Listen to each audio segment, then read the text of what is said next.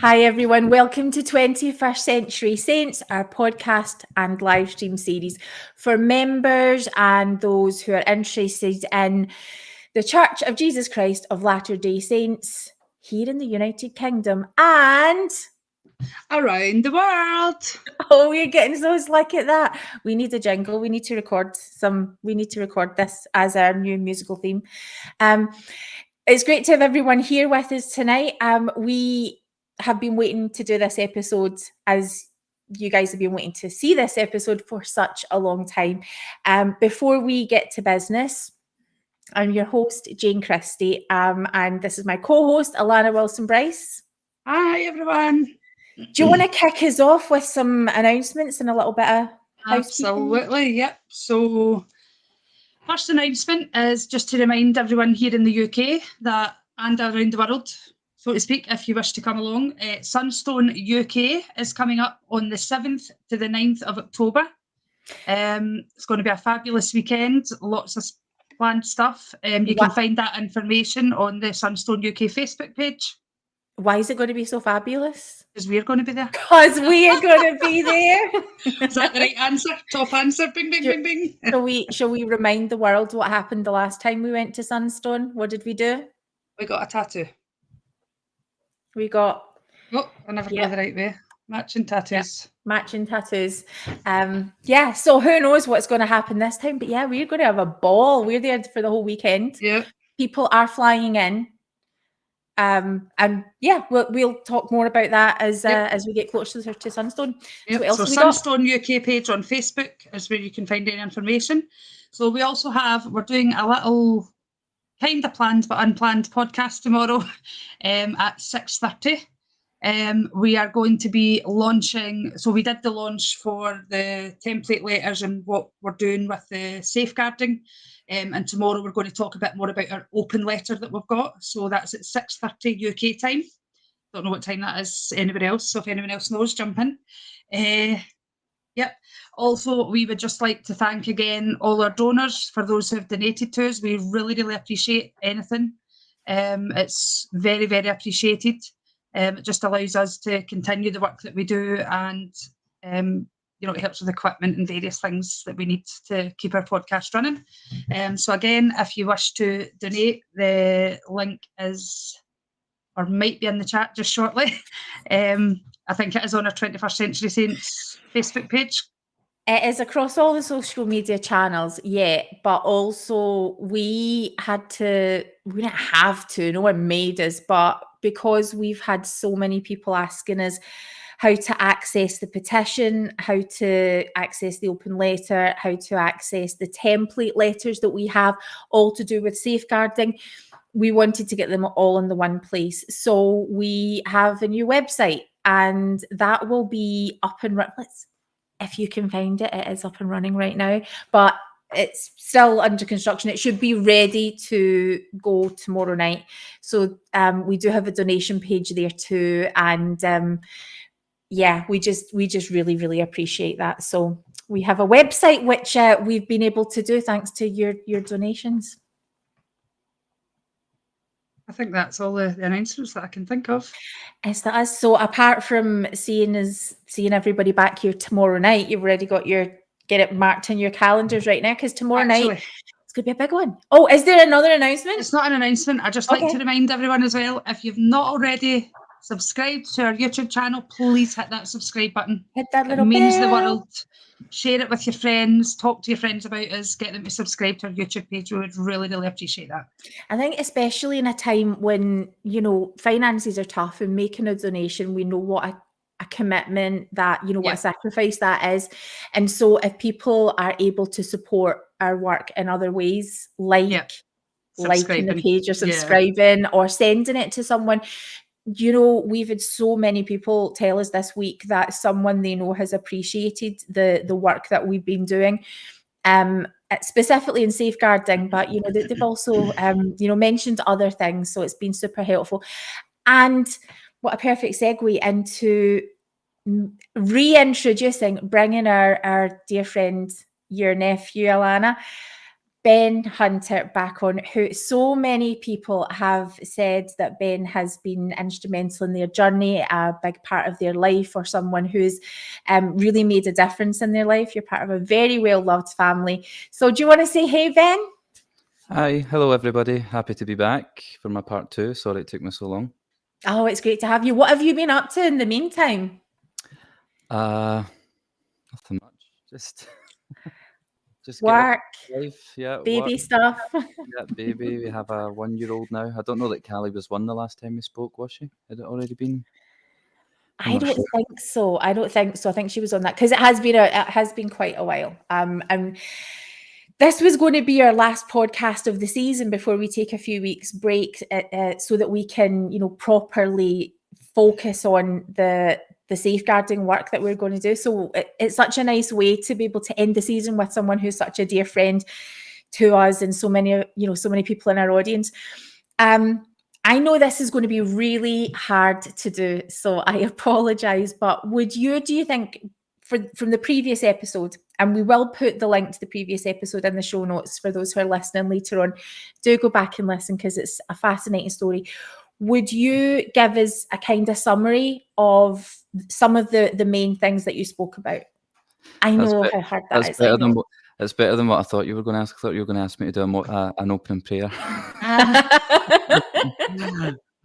So the summary last time was I grew up in a kind of run-of-the-mill Scottish Mormon family in Jane's ward, in my Aunt Alana's ward, as she would come and go. I was the rebel of the family. Yes. I had a great upbringing here in the area that we're from. The ward that I went to have been kind of my family, my social circle for most of my life. Kind of the basis of my close friends made out of those wards, out of that ward that I was raised in. Ended up serving a mission, was in church pageants, had a great start to a mission. I certainly didn't have the run-of-the-mill mission. Toured my home mission, which was Belgium, the north of Belgium and the Netherlands. I toured in a quartet, performing as a form of bringing others unto Christ, which is something I believed in that was successful. Whether or not it brought people to Christ, it certainly brought people closer to whatever they needed to feel, whether that was healing, peace, hope, or just if it helped them feel sad and have a good cry. It certainly achieved that as well. Ended up experiencing quite a lot of ecclesiastical abuse at the hands of a second mission president, which led to kind of the first, I would say, kind of shock to the system experience in the church. Still stayed strong within my convictions and my testimony within the church, came home from a mission and tried to overcome what I'd been through, recovering from some severe mental illness as a result of some experiences on my mission, as well as, I suppose, the chemistry of my brain and whatever was happening there as well. Try to treat that and still stay strong in the faith, which I would say I certainly did the strong in the faith part well. I'm still mental, but I did the strong in the faith part as best as I could post mission. And I think that's where we got up to. I think it was roughly just towards the end coming home.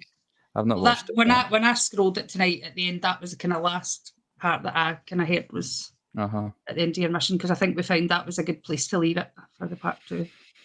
So I'm super aware that of course, I always look for excuses to make other people's stories all about me because I'm self-absorbed. And I'm only partly kidding, but this has been a really, really rough few days, and I've been super lucky to have support from Alana, the rest of the Brit Avengers. It's been quite it's been a really tough one. And so I'm just super aware that as I'm going to be listening to the rest of your journey, that it's going to be tender, I know, in places. I wonder if you would maybe be able to, if it's an appropriate time to do it just now, you might want to weave it into your story, is it appropriate for you to maybe talk about just now about some of the feedback that you've had from doing our show, from sharing your whole story on the podcast? Yeah, I can speak about that. One of the biggest positives for me, whether you're in the church, in the Mormon church, or you're out of the church, or regardless of what your experiences are, peer support is a fantastic thing. And so one of the biggest positives to come out of it is people who were in my life within the church contacting me and saying, hey, I've been through very similar stuff, and actually I'm either struggling with the church or kind of walking away from the church, or have walked away from the church. And being like, oh, really?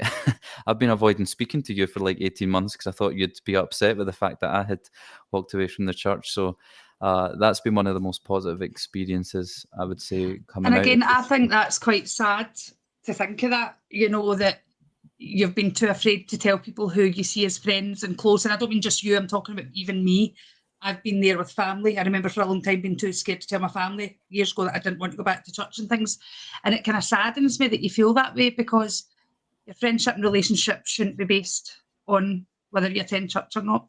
You know, it's Absolutely. And I know that wasn't the experience with them, but it's sad that you as a person have to feel that way. It's interesting though, because it often comes in two different emotions for me, depending on who the person is.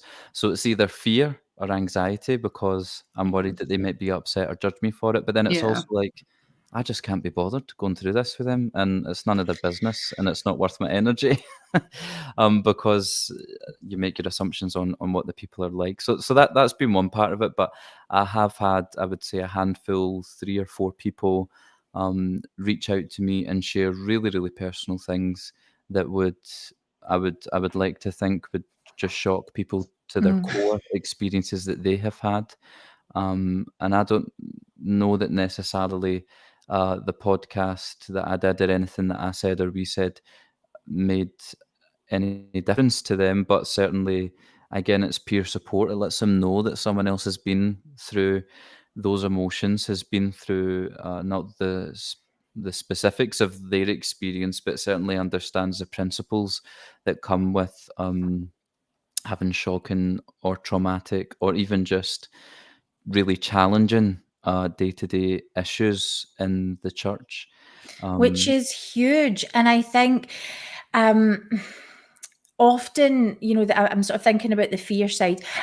So many active believing, you know, like me, so many active believing members watch this show anyway, but there, you know, so many more were, you know, it's one of our most viewed and most beloved episode was your first interview. And so members of the church who wanted to know how you're getting on, but maybe haven't felt comfortable to ask or have been curious about your story, who maybe they've been just too afraid to ask that question. Often, you know, we're too frightened of feeling rejected or of being preached to, or how is that even going to go? And also, you don't want to say things that are going to potentially hurt someone else's faith. One of the most common reasons why people don't want to speak about their stories is, you know, I don't want to hurt people who are still in the church. I don't want to make them go through what I've had to go through. How many people have ever asked you why you left the church? I probably lost count now. I mean, Yeah. So I people would, have asked. yeah, but I would just attribute that to how I just, when I have a friend, I wouldn't say I'm clingy, but I have a great capacity to love. Probably get that from Aunt Alana. And so the friends that I have in my life, I'm extremely close to. We have always communicated pretty kind of intimately, and, you know, not held much back. And so we've always been open with one another. And so I would attribute that to just the amazing friends that I have, that they would just ask rather than. And can I just be more specific? Yes. As within your ward, has anyone asked why you've left the church? I need to think about it, because unsurprisingly, no, they haven't.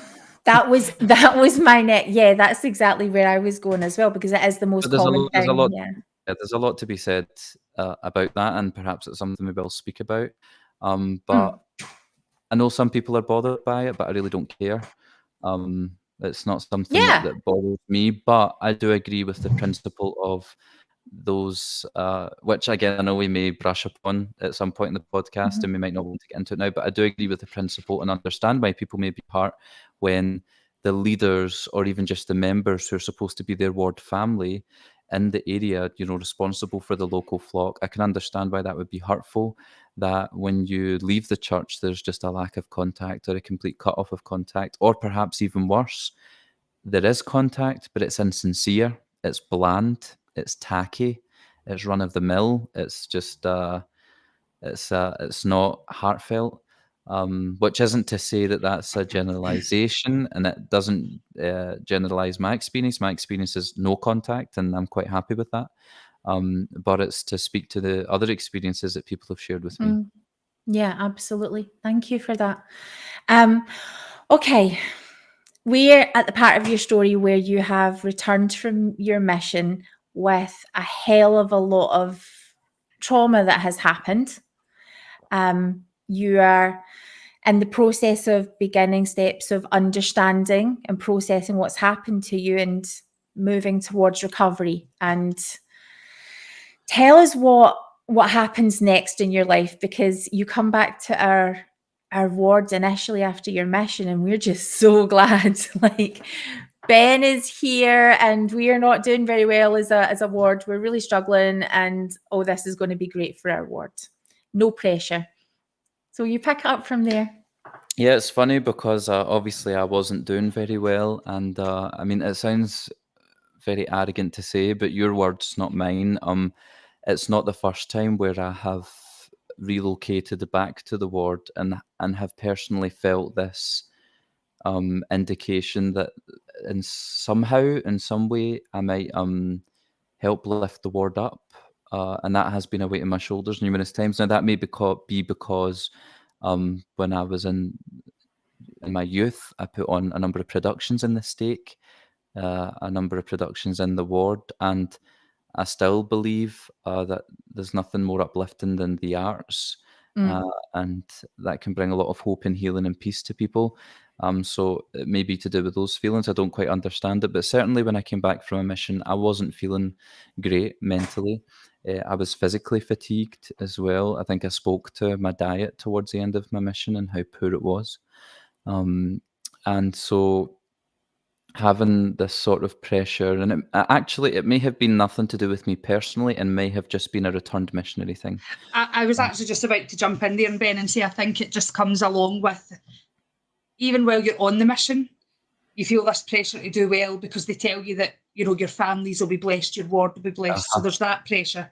And then I think when you come home, there's that expectation from people. Now, again, Jane always pushes back on stuff like this. It's like, but are they really? But I think there is. I think there's this expectation of a returned missionary. They're so spiritually high. They're going to lift the ward. They're going to bring a buzz about the ward. They're going to help activate people, all that. There definitely is that pressure there, because I felt it myself having come back from a mission. You felt this pressure to please and to do all you can and to seem as if you're spiritually strong, even if you fully weren't. And yeah, I would definitely say that doesn't just come from you. I think that comes just from being a missionary. So I would agree with that, and I would probably say that was my experience with the majority of people in the ward, but there were also quite a number of people who were extremely supportive, had numerous invites round to dinner. Whether people were nosy or not, I felt love, I felt support, I felt that people wanted to be there for me, I felt that these people cared for me. So yeah, in the majority of cases, I felt perhaps they're just creatures of habit. Okay, I returned missionaries back. They've been at the most spiritually high place that anyone can be on earth, perhaps apart from the Holy of Holies, wherever the big lads at the top go. And so that was the experience in the majority of cases, but definitely there were a handful of people that were extremely caring, very supportive, wanted to look after me, that loved on me. And that was exactly what I needed. So what do you do then? What happens for you next in your journey? So I wasn't quite sure what to do next. It was difficult because I wanted to be in the Netherlands, but I did not want to be serving a mission, and especially not under that leadership that I had experienced. I really, really missed the Netherlands. My experience was learning the language and speaking the language and trying to integrate culturally. Really spoke to me, kind of spoke to my spirit. We found out actually that my paternal ancestry is Dutch, which was something that we never knew. When we did our family history, there was a discrepancy with a maiden name and a married name, and we were at a stumbling block for a long time, and eventually realised out that a great amount of our ancestry was Dutch. So perhaps it may have something to do with that. I certainly believe that. So I felt that my personality had fully flourished when I spoke Dutch. If you're a speaker of numerous languages, you may understand that kind of concept. And the culture I loved. So I wanted to be back. I wanted to be back with the members that I loved. There were a lot of really, really close friends. Some of the greatest friends you'll make is on your mission, both companions, fellow missionaries, and members or people that you taught. So I wanted to be back with them. And so after I got better for a couple of months, I would say I did get better. Being home in a safe environment makes a huge difference, doesn't it? I ended up traveling back to live in the Netherlands and work for a period of a few months. That unfortunately fell through kind of at the last minute. I was out there. I spent about, I believe, 6 weeks there, kind of living with a good friend at the time. And then eventually when that fell through, headed back to the UK, and I was like, I've got nothing to do. So naturally I apply to be in the Nauvoo pageant again. When I've got nothing to do, I just go and do a pageant. So I applied an audition to be in the Nauvoo pageant in Illinois in the USA that year. I think I was furious with you, wasn't I? You were furious, yes. Because he kept going away and leaving me. I was like, stop leaving me. So in the June, so I came home in the January, lived in the Netherlands through the spring, not as a missionary, as a civilian. And then in June, I travelled to the USA for 3 months to perform in the Nauvoo pageant for the second time. And this was the second time that the Nauvoo and the British pageant both would be in Nauvoo, performed on alternative nights. And I would be in both pageants. So and you were a veteran of the British pageant. You were part of that whole, you know, that all coming together. So this, it really was it was kind of made for you. It was, you just, yeah. Definitely, I originated the role of Alexander Baird, a true historical figure who I absolutely love because he was a member of the church, but he was described, he's Scottish, and he was described as having very colourful language, that he drank liquor through the week but milk on a Sunday. So I very much admire him. He sounds very Scottish to me. I originated the role of Alexander Baird here in Britain, and there have been some amazing people that have played him since then, including one of my best friends, including someone from Mexico, believe it or not, playing a Scotsman. Oh, wonderful. My friend Tavi, who is brilliant. But that role meant a lot to me. Nauvoo meant a lot to me. Those people, it was the same people that I'd worked with in previous years, meant a lot to me. So it naturally seemed like the safe place to go, and that Nauvoo would kind of make it all better. And my experience that month was kind of that. Nauvoo was incredibly healing in a lot of ways. Being around those people that I love and I'm extremely close to, I've just had amazing experiences with them over the years. My best friends, people that would go on to be my groomsmen years later when I get married, spending time with them after what I'd been through, it was a very safe place to be. Was I still struggling mentally? Yes, there was a couple of days I didn't go to rehearsal.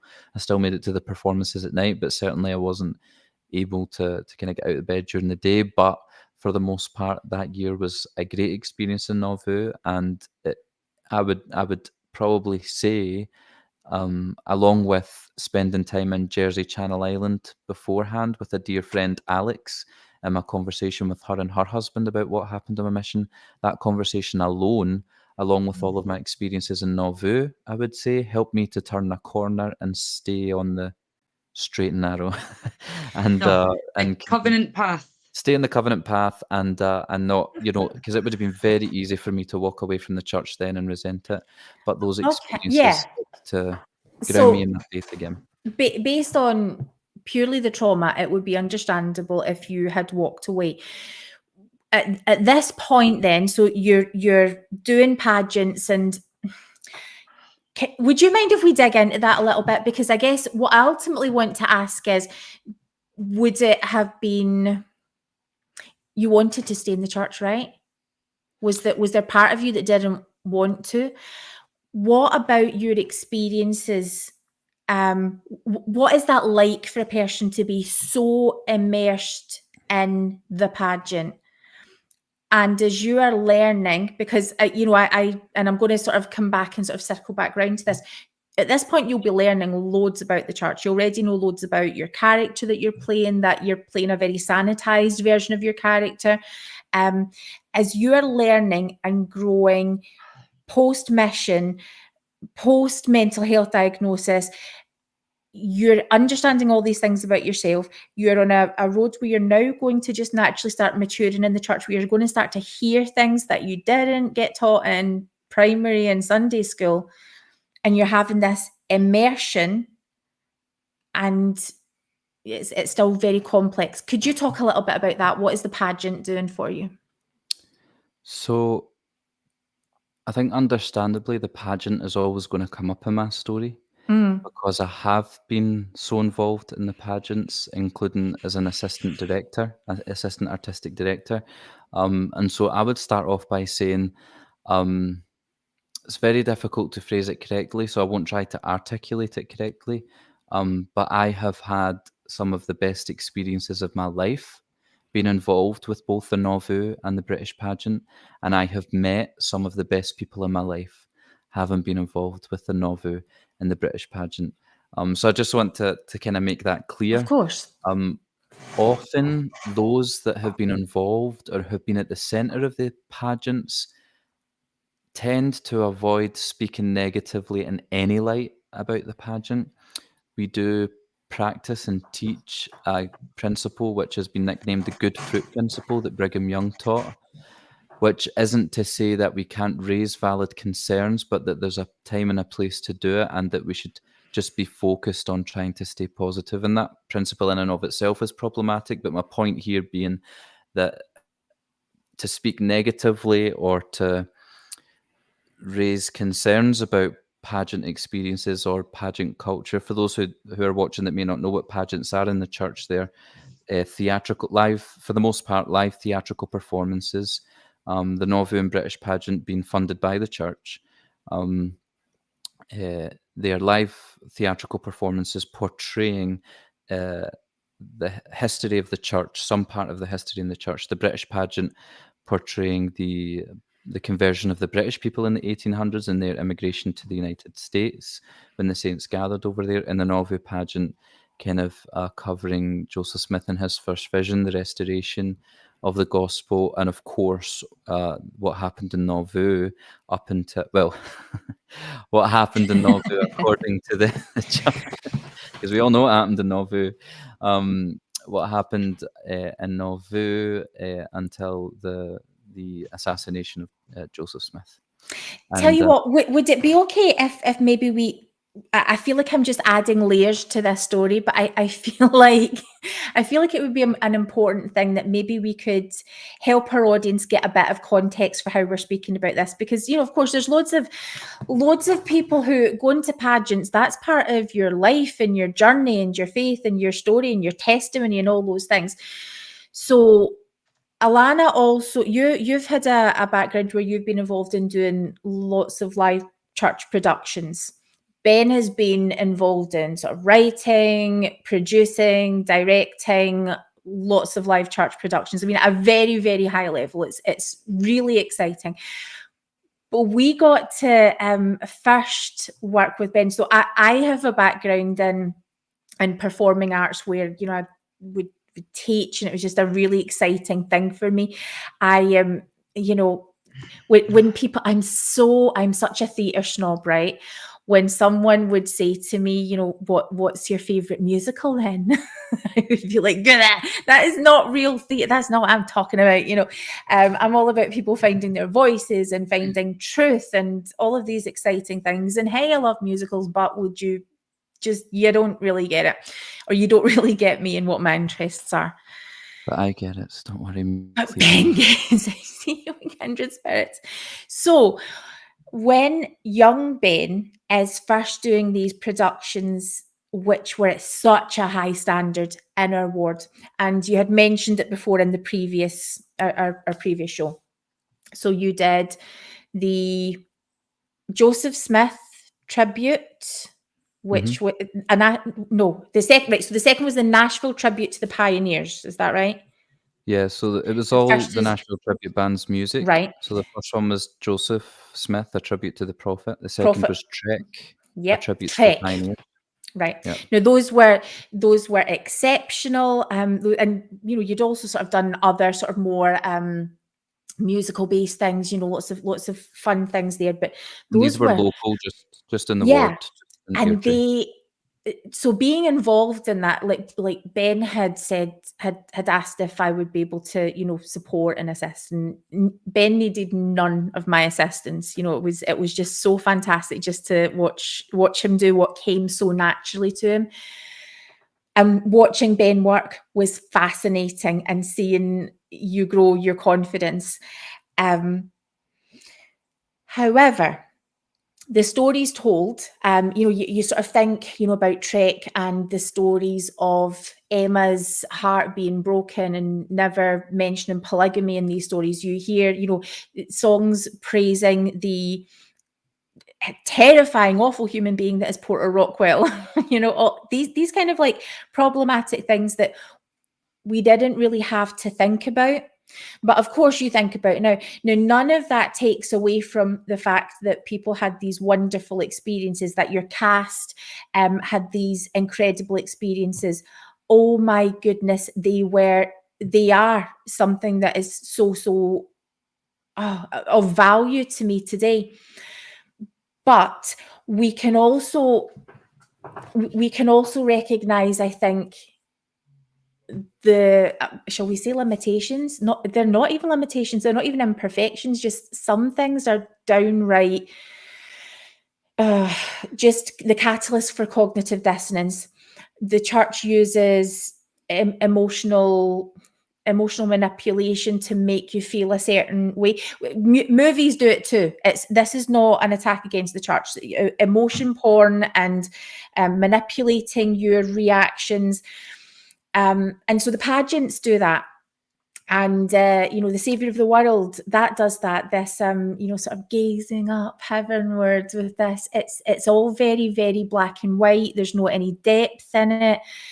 I hate church productions. I hate them. And yet I can see the value of them. So when I first saw the British pageant, it was exceptional. We had an exceptional time, but I could never go and see it again, even though my best friend was playing a huge role in that. So I think one of the great examples is, around this time, the Parable of the 10 Virgins fireside was being put on in Airdrie Ward, and you were supporting with that. So this wasn't your idea, you were supporting someone else who was putting on this production, and you had come home and you've got all of this experience and you're here for a while, and Alana is going off her nut, Alana going off her nut is just something brilliant to behold.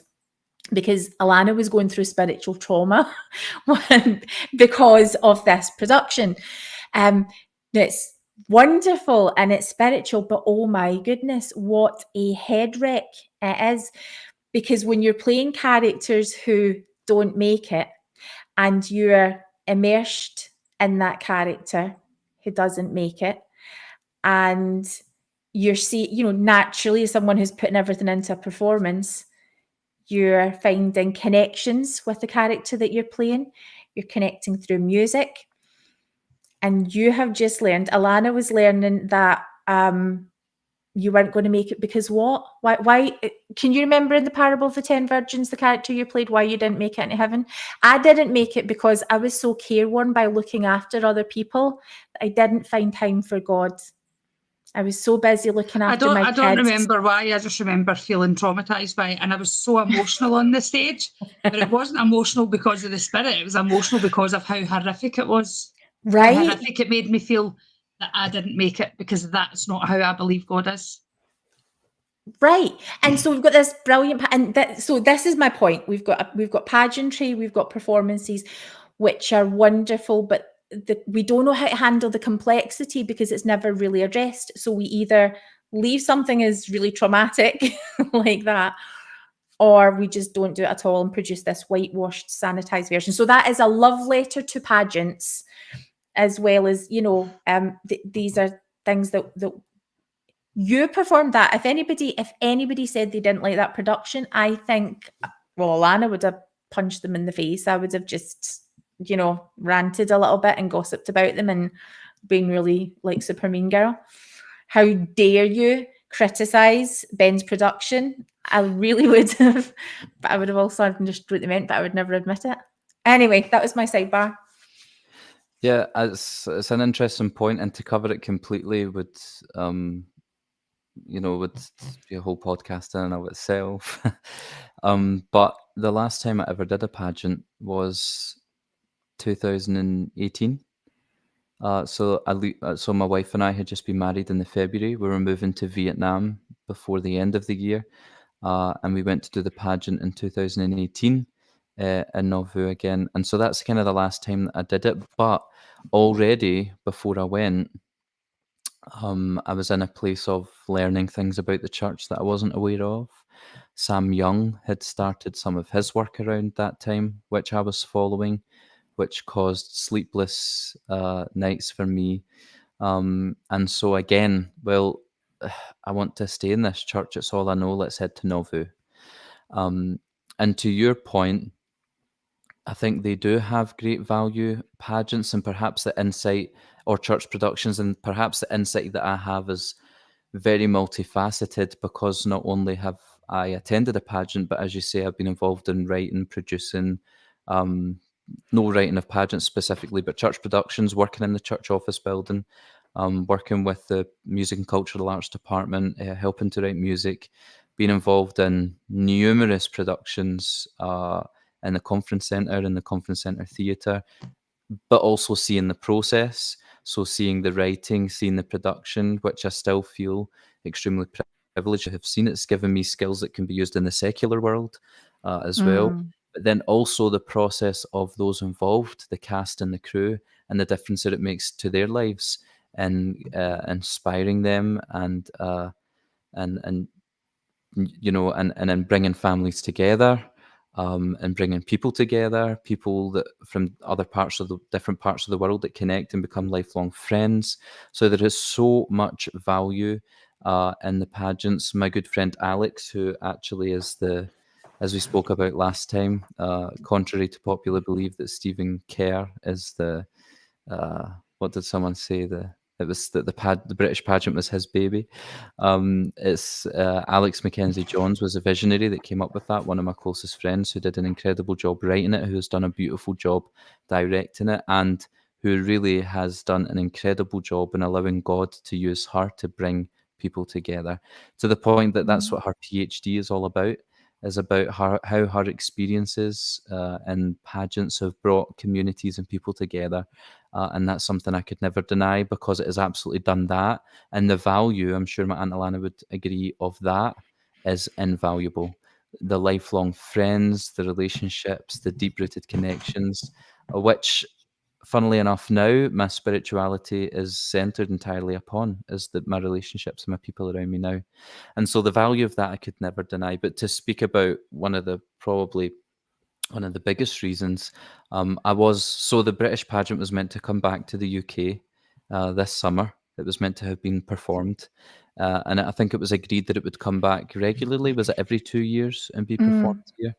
And I did receive a call and was extended an invitation to assistant direct. That person wasn't aware of my situation and my leaving the church, which we'll come to in this journey.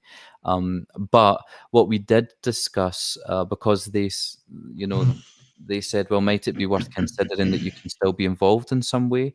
You still believe in Jesus Christ, you still believe in God. Could you not still be involved? And my answer, and actually I've had very interesting conversations with people who are kind of struggling with the church at the moment, but who are very deeply involved in the pageant still. So that this has generated some amazing conversation. But one of the biggest reasons that I could not, in good faith and in good conscience, be involved in the vengeance again, is because I don't just believe that that strategically misses out parts of the history of the church for want of just tightening a script or keeping the story streamlined, but I believe they misportray the history of the church, which is a running theme within the church. All right, for example, pictures in that big blue plastic folder, the gospel art kit that showed, with the index and everything. I remember the smell of that blue folder, of those freshly printed pictures. Pictures of Joseph Smith translating the gold plates and looking at the gold plates and the towel up across from them, whatever, and never, ever, ever, ever, ever, ever, ever seeing a picture of Joseph with his face in a hat, looking at a stone. Until when? 2015, 14? I don't know when the essays came out or when that Ensign article, or I believe it was a Leo Hona article, first published that. So that's the principle, right, of the history of the church being misportrayed. And that's huge cause for concern, because we are taught that the Book of Mormon is a keystone of the Mormon religion, right? If that's true, it holds everything else up and everything else stands true. Joseph saw what he said he saw. All of that, right? Those who have been in the church know that is the what's taught. The Book of Mormon is a keystone of the religion. Pray about that, and if you find it's true, everything else is true. And yet we are not being taught how actually that was written or translated, however you would want to be describe that now. Properly, it has been completely misportrayed, and my belief on that, and I know I'm in a very specific example here, but my personal opinion on that is because, well, those same stones were used to scam people out of money in Joseph Smith's early days as a treasure hunter, and so translating the Book of Mormon, not by the same means, but perhaps in a similar way, may have cause for concern in people's minds if that's a keystone of the religion. Yeah, I think it's relevant to point out, that this may seem like a perspective thing, and when it comes down to it, this is all us, sharing our stories, sharing our perspectives, our lived experiences.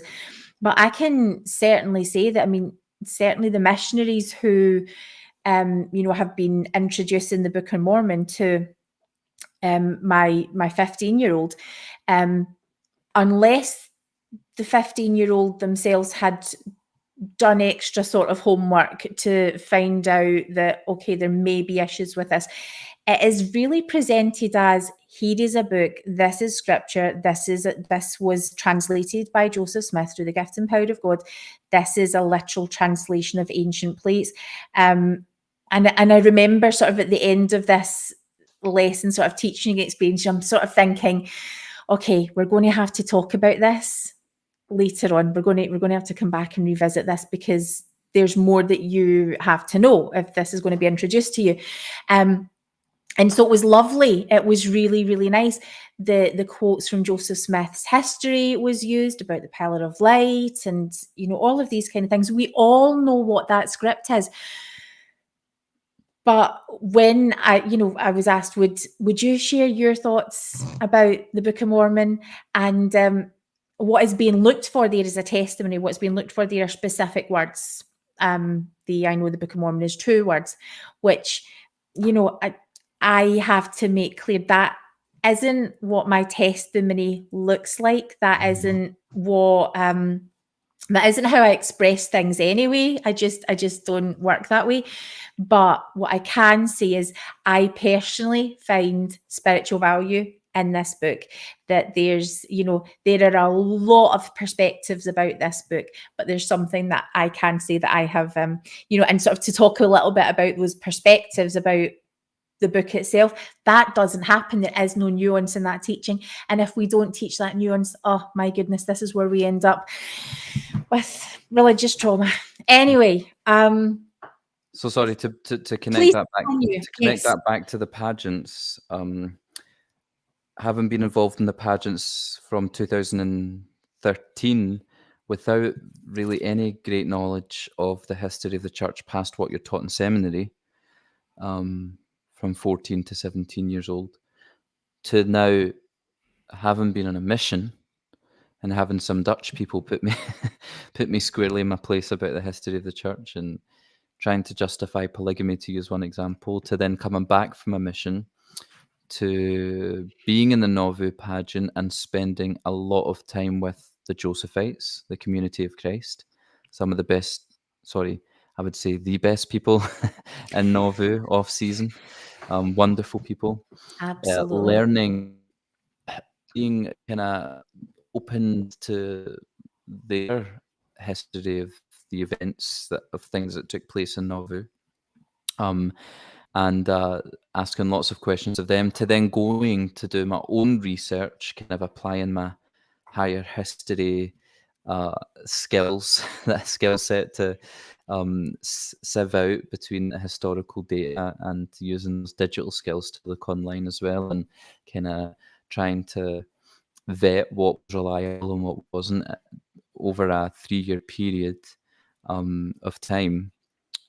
To really, deep diving into the history of the church, to the point where I could not bear to stand on a stage and misportray the history of the church. Now, there will be people out there who know the history of the church in the way that I do, and would argue, well, the pageant still doesn't misportray the history of the church. It just is one angle. And I disagree, and that's all right. I've had that conversation as well.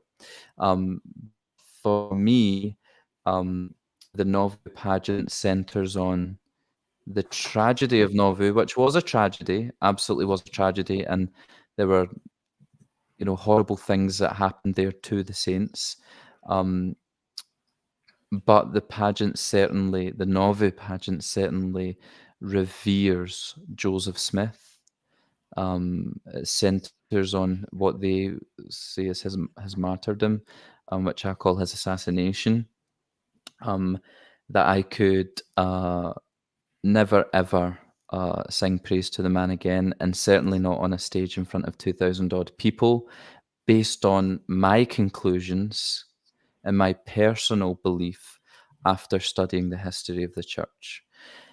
Now, let me tell you, saying no to being involved in the pageant is one of the most painful things I think I've done, because again, the value of being with people that you love so much and continuing to build those relationships and to have those experiences with those people you love, with some of your best friends, it's that absolute gut-wrenching FOMO to not be with the people.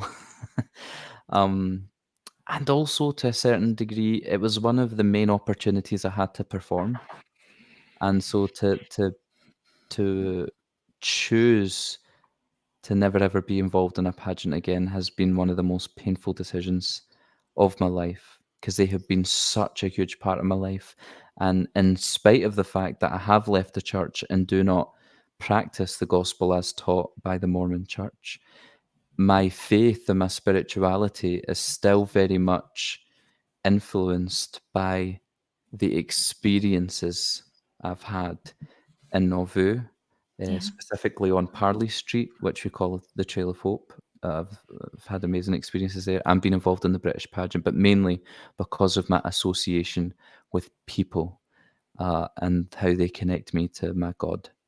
And so that's been one of the most difficult things to give up. I don't believe I will ever be involved in a church pageant again, and it's heart-wrenching, but I can't get up there and misportray the history, knowing that it could lead someone to having the same traumatic, shelf-breaking experiences that I've been through.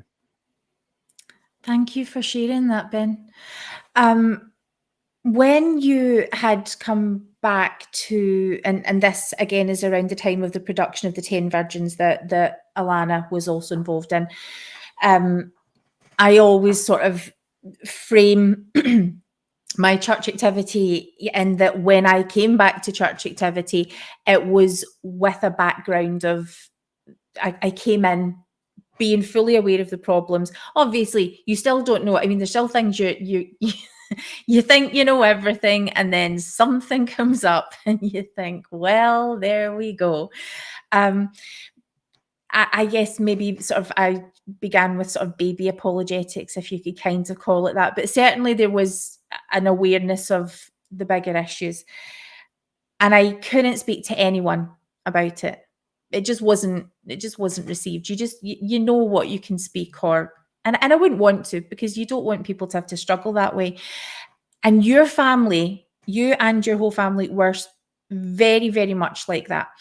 So when your family were kind of at this time also processing what you had been through in your mission, also processing where they were with their own faith, we've got your Aunt Alana, who's just tripping around the ward, just quite happily having this really traumatic experience with it, performing in the 10 Virgins, and kind of like asking out loud, wondering out loud, what are my family's problems that they're having with church? No one will tell me what's going on. Like, no one will actually say what is it, as if I'm going to freak out and leave the church if I know. I'd really like to know what are some of the issues that are holding you back. And so, Ben, you were in the ward at this time, however briefly, and I remember before the show was going to happen on the Sunday night, we were all eating together. We were having our meal together in the primary room, and I think Alana, you were cooking or something. Alana and your mum was Alana's mum. You were all feeding us, and it was great. And it was that. Are you on mute, Alana? Yeah. So it was just lovely. You know, that feeling of the ensemble. You're there with your team, and gradually the conversation somehow had turned to polygamy, and you and I were just knees deep in it. We were just going for it. Everyone else was kind of like, yes, well, polygamy. And we and we were really getting into the subject, because finally it was my first experience of there being two human beings in my ward who could honestly talk about something. And I remember you around this table, I remember you had asked, did I think that polygamy was also about sex or something like that? Did I think there was that kind of element? I was like, oh, of course it was. Of course it was. And you laughed and I laughed. And we were just like, okay, here we are then. Here we are. And it's so refreshing. So thank you for being the first person that I could actually just have a normal conversation with. It was great. Isn't it great to speak about what actually happened in the church that claims to be the one true church on earth, based on all of everything that Joseph Smith did? Isn't it great to just actually speak about what he actually did? Yeah, like reading a newspaper and, oh, here's this thing that happened. Mm-hmm. Yeah. So that was huge for me. But I'm wondering, because I know what learning about church history was like for me. What the hell was it like for you, though, as how were you learning about church history? How were you finding out there was a lot more to it, and the depth and the perspectives? How did that come about for you? So there's a lot of people out there that are going to roll their eyes on both sides here, both in the church and out of the church, but it was the CES letter to me. Was it? Now, I take issue with a lot of things in the CES letter, not what is in there, but how it is in there. I love you. Yes. I think I don't think it's very well written, but I do think that it is a fantastic tool for someone to read and then just to have a complete emotional outlet over it. I don't know that it's necessarily a good starting point, but I do feel it's important for people to read, as long as they have the skills to go beyond that and to put those things in context, to cross-check them accurately, and to be able to not be overly convinced by everything because of the writer's poor writing and their tone. My opinion. But a lot of respect to that individual for Oh, the he's awesome. incredible amount of work Yeah. that has been put into it, and for changing my life and being able to read it. But yeah, I don't think the writing's great, and I don't think it's helpful generally. I think it's helpful to people who have the skills to use it as a launching pad to delve into those issues and make up their own mind and come to their own conclusions on what is in there. It's not what's in there, it's how it's put in there. So CES letter was great for me. Yep, I agree with Ollie Stories. Oh, sorry, Oil that's Stories. our Oil darling Katie. Do you want to read Katie's comment for our podcast listeners? Me? Yeah, anyone, go for it. Nah, Yeah. you want my best BBC broadcasting voice? Katie, we're going to have your comment read by the star of the British and novel pageants. No, the star of the British pageant was Stephen Kerr, remember? All right, Oil Stories. Oil Stories said, I was appalled when I learned the true history of Praise to the Man and completely understand Ben here. Admittedly, I don't know the history of the song, so I don't know if you're speaking about the history. I mean, I know the history of melodically of the song. It wasn't the melody that we use today, but certainly we could have a whole podcast about how messed up that song is and how messed it up that it's sang in the Church of Jesus Christ. The Scottish national anthem, the official Scottish national anthem being used for it is not my favourite thing in the whole world. I do get a little bit about it. Did you know I'd that there love was to see. Sorry, Ben, on you go. Did you know there was a melody prior to the one There was a today? previous one. Why use that when you can, take the Scottish national anthem and use it for your own? Yeah, I did, but I have no idea what it was though. Listen, it was very depressing. It was like post assassination and a very sad, depressive kind of melody, very poignant. Can I just say that this comment is spot on, and this is exactly what I was getting at. One of my good friends made a great point to me when we were having what would be described as a heated conversation. So can you read the comment for our podcast listeners? Oh, sorry, accessibility, I apologise. I hate when the CES letter is used like a Book of Mormon and is idealised. And that's spot on. And what it is, a friend of mine made a very good point to me. He is American, and he was over here visiting in Scotland, and we were having a very frank and difficult conversation about this actual issue of being involved in the pageants while still knowing the history of the church. And the point that he made to me, which was an extremely good point, is that he found it extremely irritating when people who had left the church speak in the same problematic absolutes that people in Yes. the church speak in. And that's something I've tried to avoid since then, because you can get on a soapbox about things, and obviously I have strong opinions, but I understand what he means. That Yeah, but it's being dogmatic, and I totally agree. and so The this hits the issue, nail on the head with the CES letter, is that yeah. it's often used to Bible bash, and it really, really shouldn't. It really shouldn't. The issue for me with the CES letter was, Alana, you took so long to read. In fact, you have. We still haven't completed it because it's a you and I thing, so I haven't looked at it. It is. So actually, you know what, audience, this is like a little insight into the lives of Alana and Jane. So we do this full time. We are working away. You know what, Alana's on her own with Daisy and is coping with chronic illness and a child with a lot of needs and a lot of support stuff going on there. A nephew with a lot of needs. And a nephew who's just, I mean, honestly, the video footage we have of why that is the case is glorious.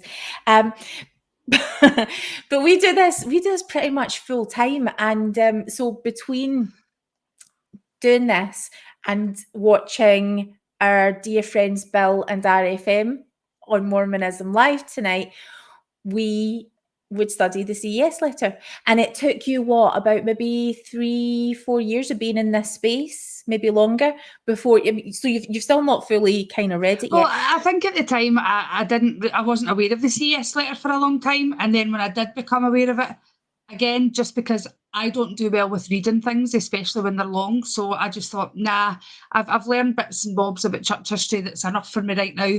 But then I was like, I really want to read it, and then Jane's like, I really wouldn't bother. and then she's like that, listen, how about we do it together? We'll take it in sections and we'll do a wee bit and we'll discuss it. And yeah, so we've still to finish that. Line upon line. Exactly. But I hate the CES letter. I love the person who wrote it. I think he's wonderful. But He I is an hate incredible person. He really is. because I don't think that it lines up. There are things that I would leave. There's things that I think, why are you focusing on that when there's this other thing here that is so much stronger? Yeah, I think I remember saying that to you at a couple of points, Jane, like, what is the point of this being in here? Like, it's not anything. Like, I can't remember specifically what it was, but I remember feeling like I don't see the need for this in here. Yeah.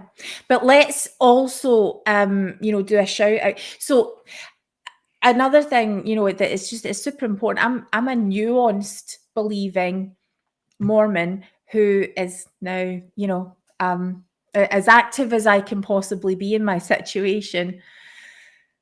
I listen to podcasts, I listen to things about church history, I read about church history, and it's fascinating. And some of the church history things that I'm reading or listening to are from people who are definitely antagonistic towards the church, and that kind of thing. The work of Bryce Blankenegel, as he did the whole Mormon history journey. Exceptional. He's extremely antagonistic. He's a great guy, wonderfully researched. But I have to say, the work that is being done at the moment on Mormon Stories with John Dillon's interviews with, and I'm so gutted. In the comments, if you guys, because I know that you all watch in the comments, can you drop the name? I think it's LDS Discussions. Maybe you can drop his name down. The series that they're doing, I think, what are they up to? Episodes maybe 17? I don't know. But they're working their way through church history kind of topics, building in the same way as the CES letter, but it's so much more in depth. It's very accessible and it is bloody fascinating. So extremely great work being done over there. As members of the church, you should know your history. And if you choose not to, shame on you.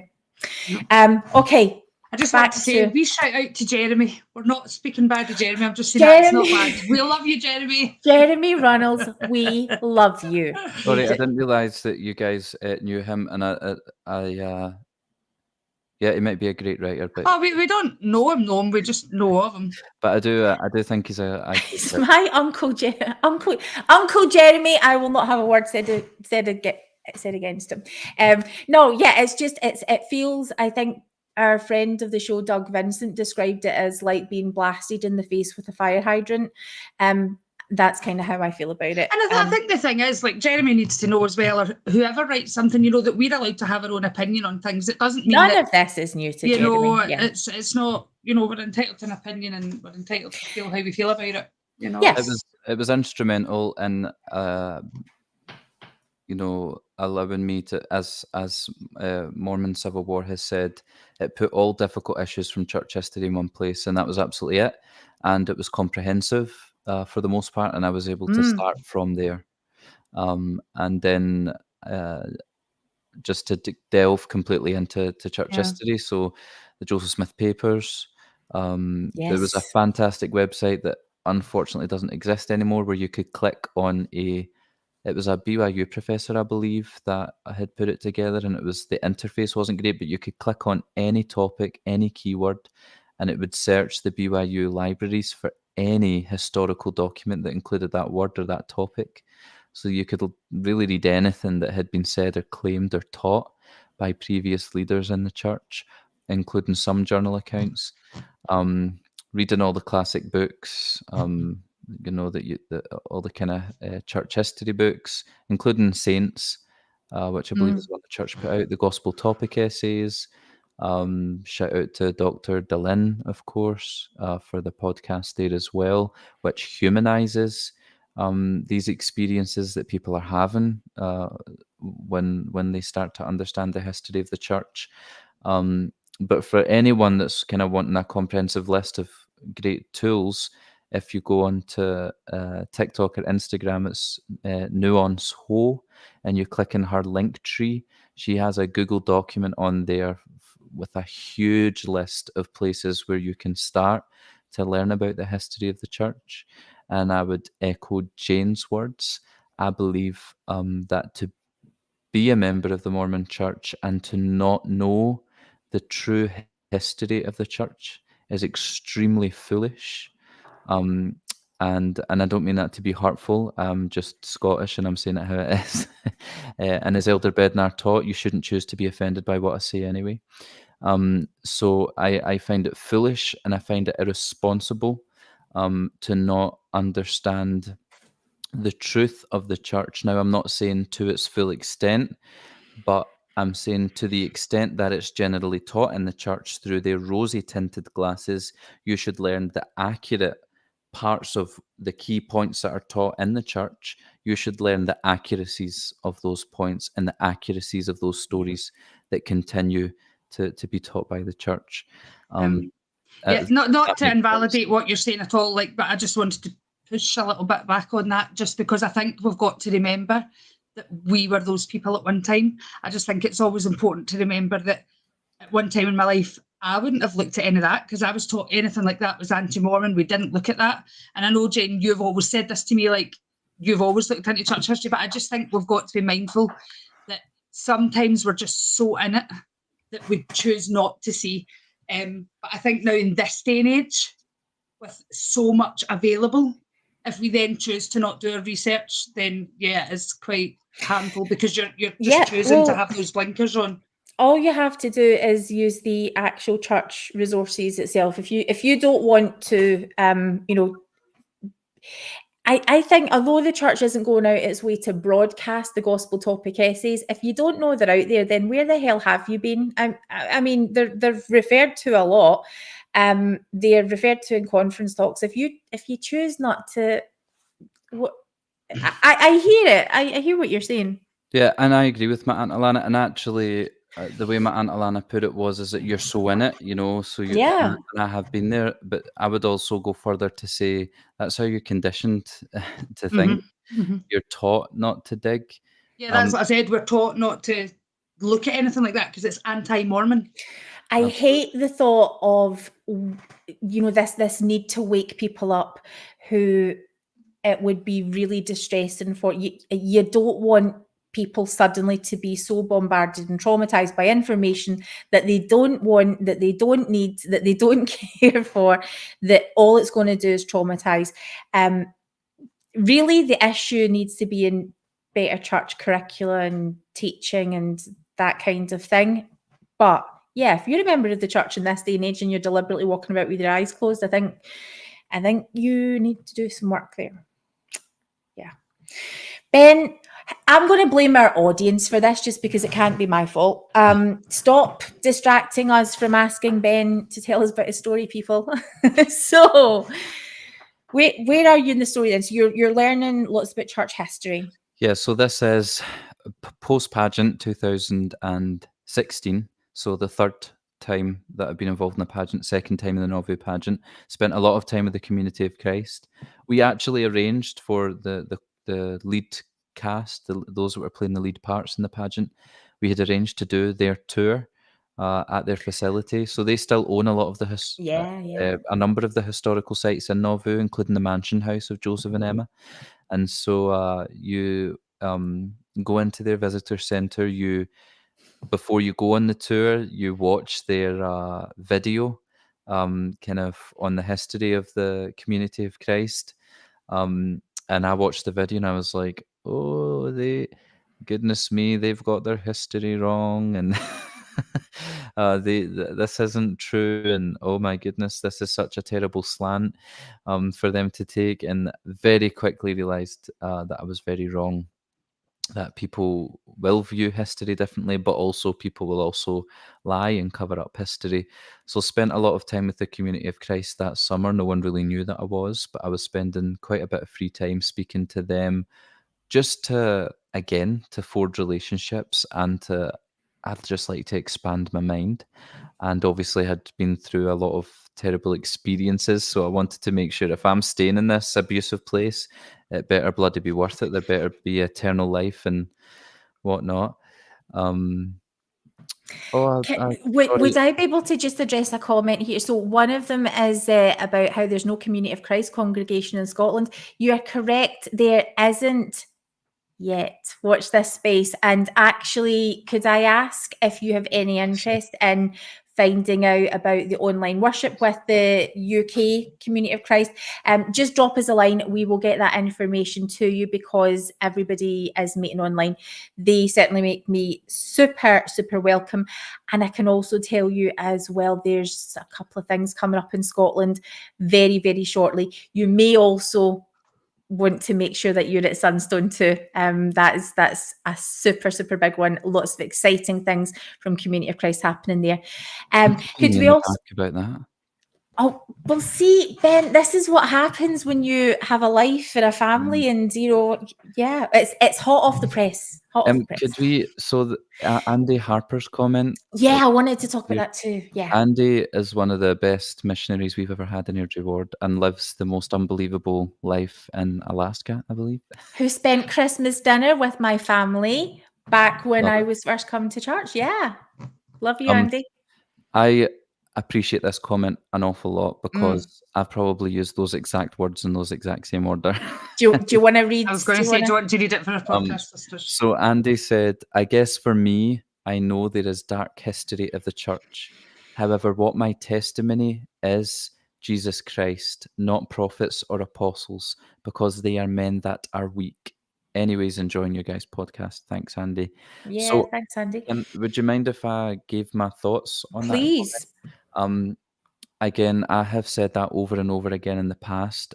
So I don't want to refute what you're saying, what Andy's saying, and I don't want to take away from anybody's spiritual refuge or anybody's spiritual home. Absolutely not. I respect that Andy has a testimony of Jesus Christ, just like me.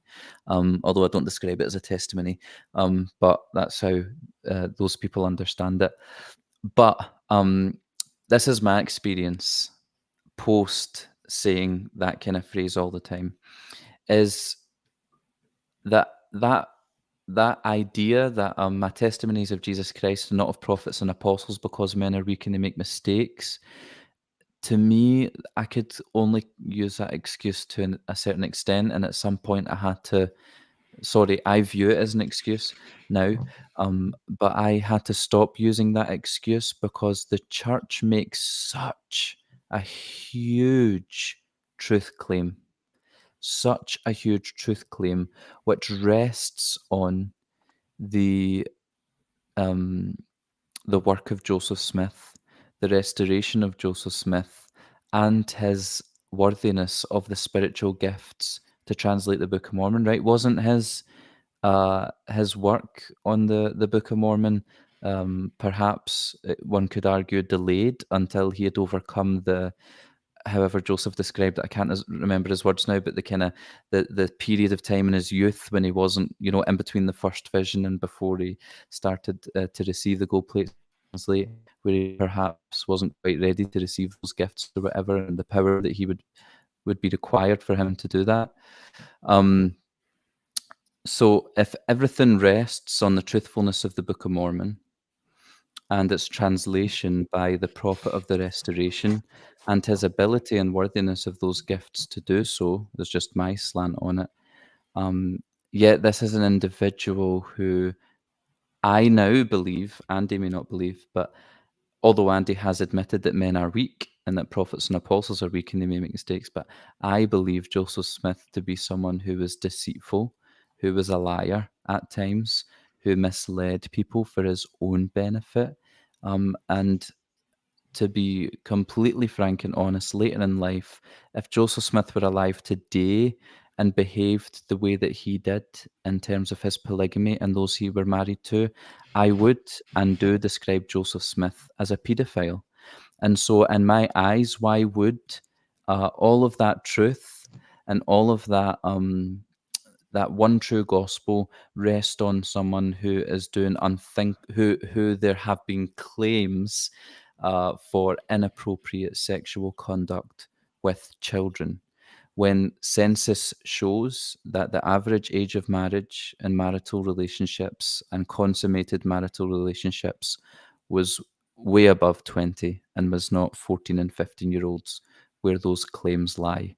And where that was something I struggled with for a lot of years ago. I remember saying to my mum about the polygamy thing and the ages of people, and I don't know that I ever quite remember knowing that it was as young as 14, but the typical Mormon answer to that is, oh, but it was different times back then, you know. And I used to just accept that, oh, well, it must have been. But now, knowing what I know, I agree with Ben that, you know, today he would be in jail, you know, and obviously everybody views it differently. I struggle with him. Yeah, I don't see him as a good, honest man. I think he possibly did some good, but I find it very difficult now to believe that he did have the first vision, quite possibly. That's questionable as well, but I just don't believe that God would have went down that road of what he did. That's just my personal opinion. Shall I? Well, I suppose, because I very, very rarely share my views on things like this, unless if I'm asked, I'm happy to, but I don't like weighing in with my opinions. 21st Century Saints exclusive coming up right here. Here we go. Well, no, see, it just annoys people because my answer is always it's complicated, which is completely unsatisfactory. I like living in the complexity. And I think that when you view church history as light and dark, to me, it's just history. It's just all the same, in the same way as if you are someone who views emotions or feelings as positive and negative, they're neither. They're just feelings. They're just emotions. They are not you. They're not an absolute fact. They're not even your character. They're things.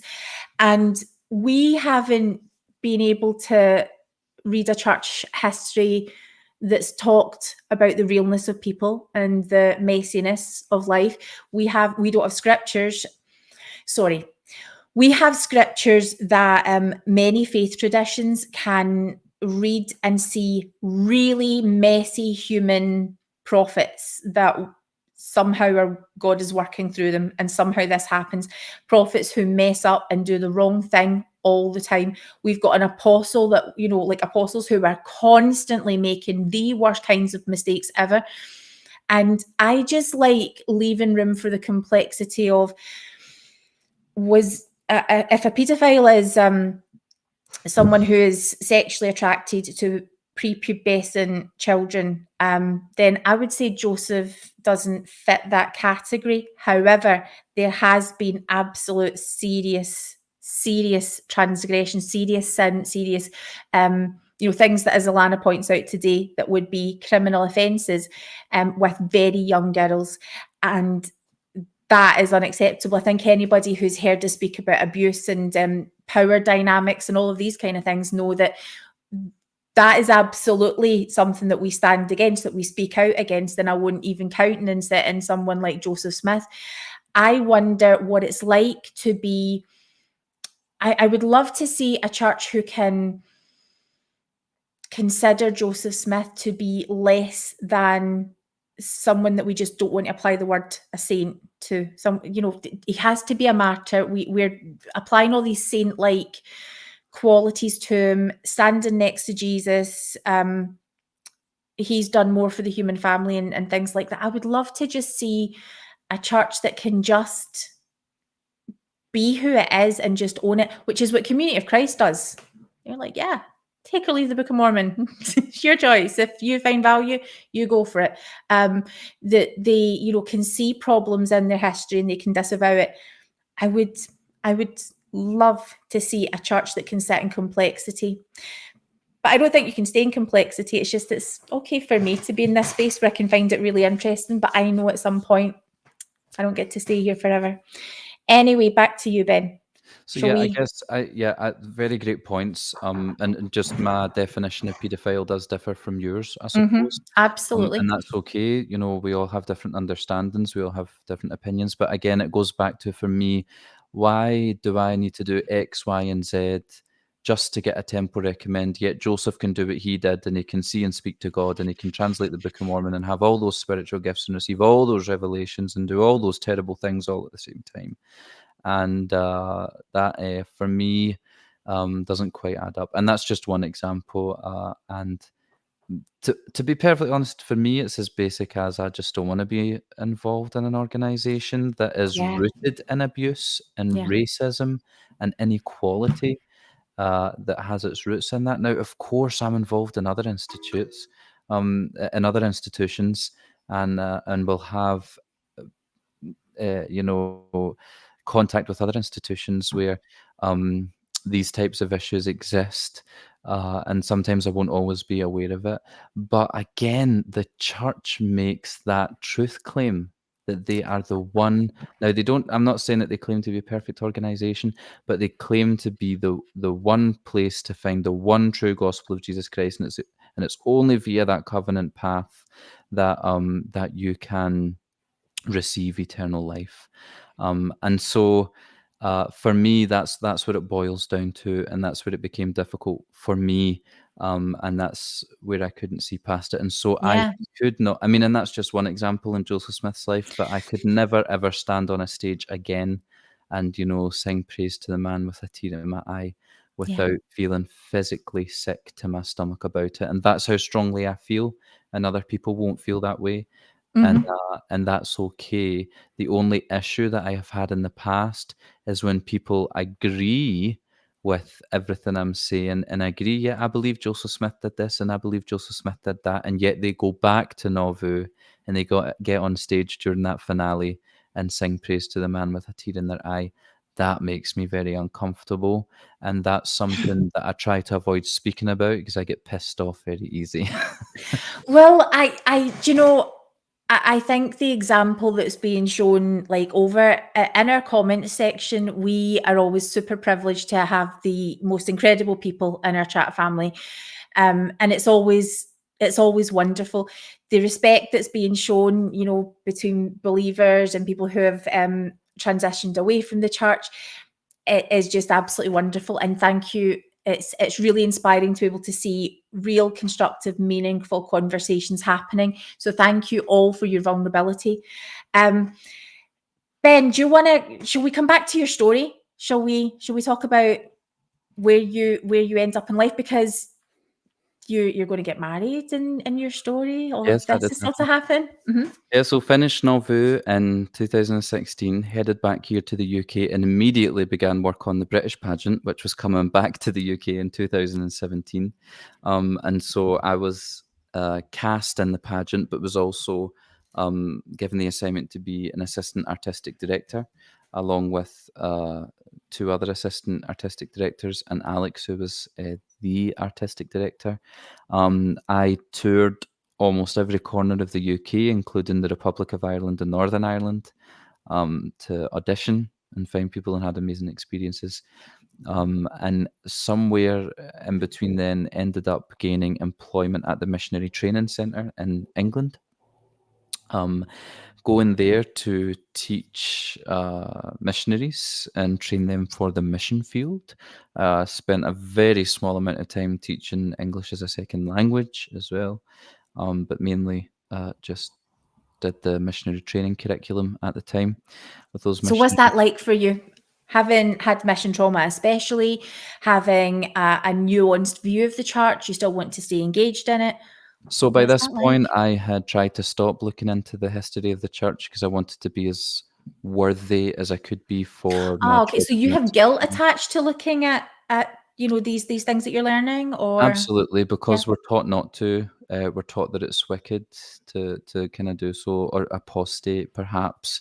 At least if the 15 didn't teach that at the top, that was at least what the local leaders were instilling in you. just to kind of protect myself there before somebody jumps on me.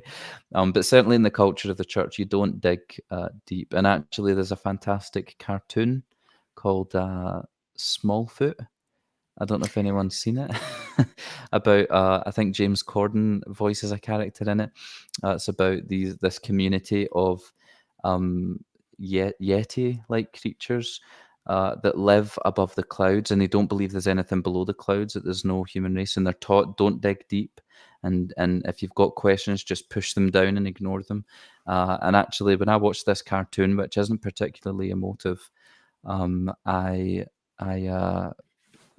cried the whole way through it because it resonated with my experience. So yeah, absolutely, there was guilt with having delved into anti-Mormon material. And so I tried to stay away from it and be worthy of teaching the missionaries. I tried to be worthy of my position of leadership and leading in the pageant, because there were hundreds of families that were coming that we would be responsible for not ecclesiastically responsible for them, but certainly responsible for helping them to have spiritual experiences at the pageant.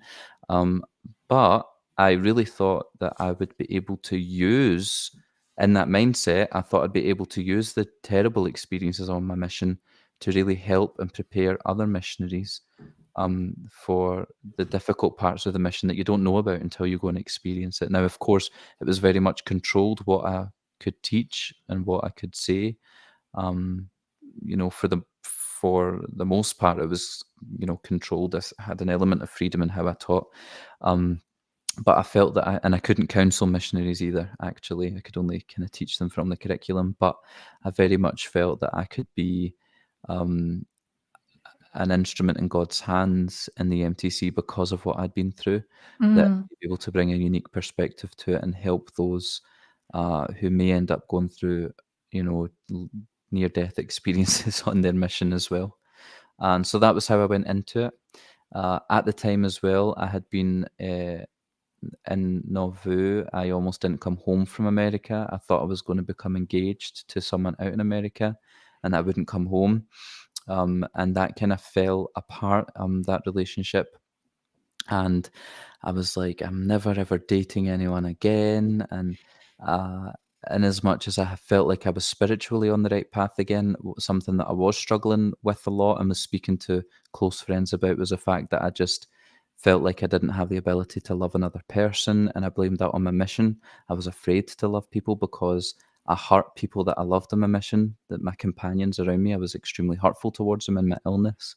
And so I was like, I didn't want to allow people to become close to me. So I said, when I go to the MTC, I'll not be interested in anyone. I'll just be focused on training missionaries. I won't be trying to find love. I won't be trying to date. I'll just be socializing when I can and just focusing on these missionaries and getting them prepared now into the mission field. And then a week into working at the MTC, I met Alicia Konitz, who would go on to be Alicia Hunter, my wife. Who is exceptional. She's very, very dear to us. We love you, Alicia. Yep, absolutely. Okay, but so you guys are still, at this point, you guys are still in the church. You have the Mormon wedding. You do the whole, temple, sealing, those kind of things. You're set forever. This is your happy ever after. Yeah, absolutely. And I want to say that I'm sorry to see that Andy Harper had experienced trauma on his mission, because trauma as an isolated experience is dreadful, but trauma in an environment where you don't have your loved ones around you to cling on to, I'm not to discredit anyone who hasn't been in that environment, but it definitely makes things uniquely difficult. So I'm sorry to read that. Yeah, I can't even imagine what you guys go through. Yeah, missions are the hardest thing you'll ever love to do, to quote Jason Deere, Nashville Tribute Band writer. So yeah, Alicia and I work at the MTC together. Alicia's teaching German. She is natively from Germany, but served her mission in Croatia, Serbia, Slovenia. So speaks Croatian and Serbian, but is teaching German at the MTC. We start dating, and then a couple of days later, Alicia goes to America for like 3 weeks. But we continue to stay in touch and speak every night. So it's completely opposite to what I was aiming to do there. But that's perhaps a great thing about it, because meeting Alicia and seeing my ability to love another person be unfolded out almost beyond my control, I was like, okay, I guess this is what it means to find your soulmate. And I have many soulmates in my life, platonic, but certainly I had convinced myself that romantically I wouldn't find my soulmate, but it just kind of happened in front of me. And so we got engaged in the August of 2017, and then we got married on the 10th of February 2018, as you say. We were married in Chorley on the grounds of the temple where we worked. Had the Mormon wedding, went into the temple, were sealed, etc. But at the time, we had experienced, unfortunately, again, more so Alicia, what would be described as ecclesiastical abuse from some of our leaders there over issues that would not be mine to get into, because that would be Alicia's story to tell. Yeah. And there's other issues that perhaps aren't worth mentioning, because I appreciate the efforts of some of those leaders to make amends to a certain extent and want to honour that, and not getting into the details of those experiences. But certainly there was some ecclesiastical abuse that had an impact on Alicia. And so I thought, oh my goodness, we're struggling again. So what did we do? We went to Nauvoo. So we finished up at the MTC and headed out to Nauvoo, where Alicia had one of the worst experiences of her life. Again, I won't get into the details of that. That's Alicia's story to share. But I thought Alicia was going to have this transcendent experience. Now, don't get me wrong, we had wonderful experiences in Nauvoo. And again, the true value of it that you alluded to, Jane, and that my Aunt Alana has experienced, the people that you meet, the relationships that you create, Alicia still has those friends and has those relationships, and it meant a great deal to us. But it wasn't... it was a disaster on all accounts in Alicia's experience. And that summer, before we left for Nauvoo, is when Sam Young, as I mentioned earlier, had started to do his work. Now, many people will know that sexual abuse and child sexual abuse is something that is very raw and close on my family's heart. And so to begin to see the work that Sam Young was doing, and I would just say I don't want to get into it too much at the moment, because I feel this is a huge issue again. But to see the work that Sam Young was doing and to read people's experiences, and to... So do you want to maybe mention, for those of our audience who maybe don't know who Sam is, what that...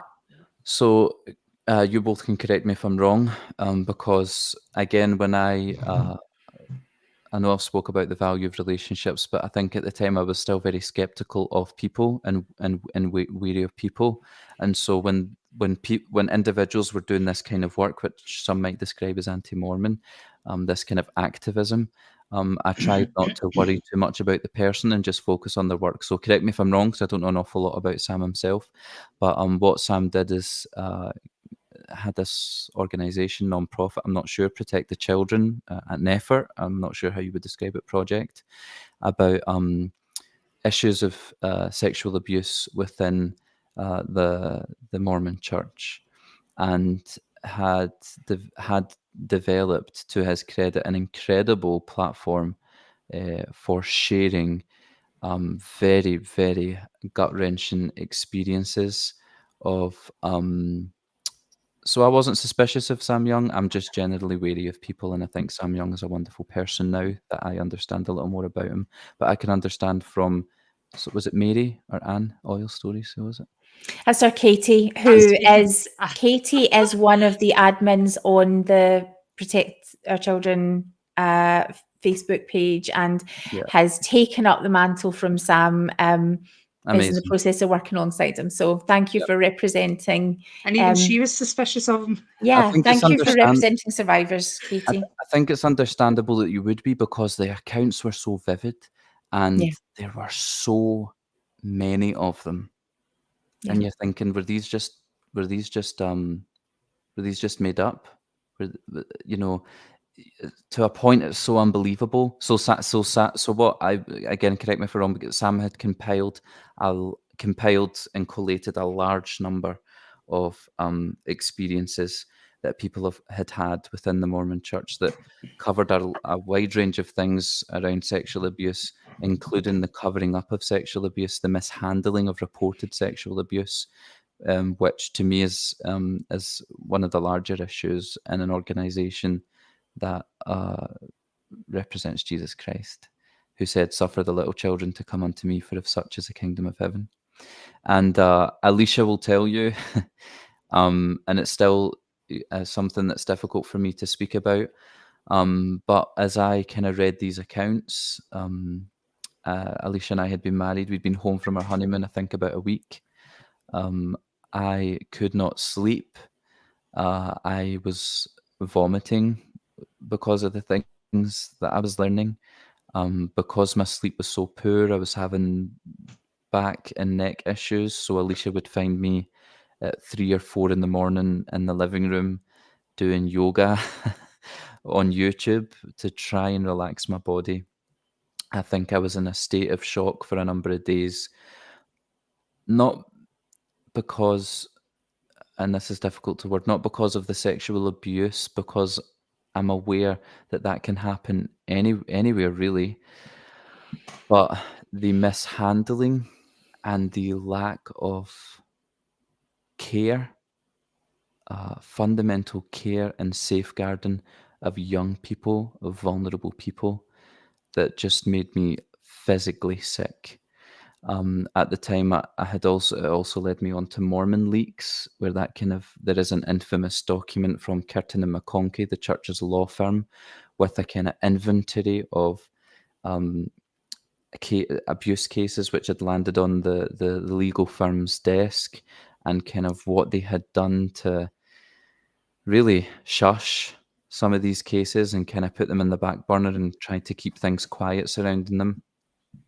I guess that was a moment where my shelf broke, is a term that a lot of people use in this community, where you're just stacking all these things in your shelf as you learn them and you collate all this information yourself, and then it just breaks. It can't bear it anymore, and you can't bear it anymore.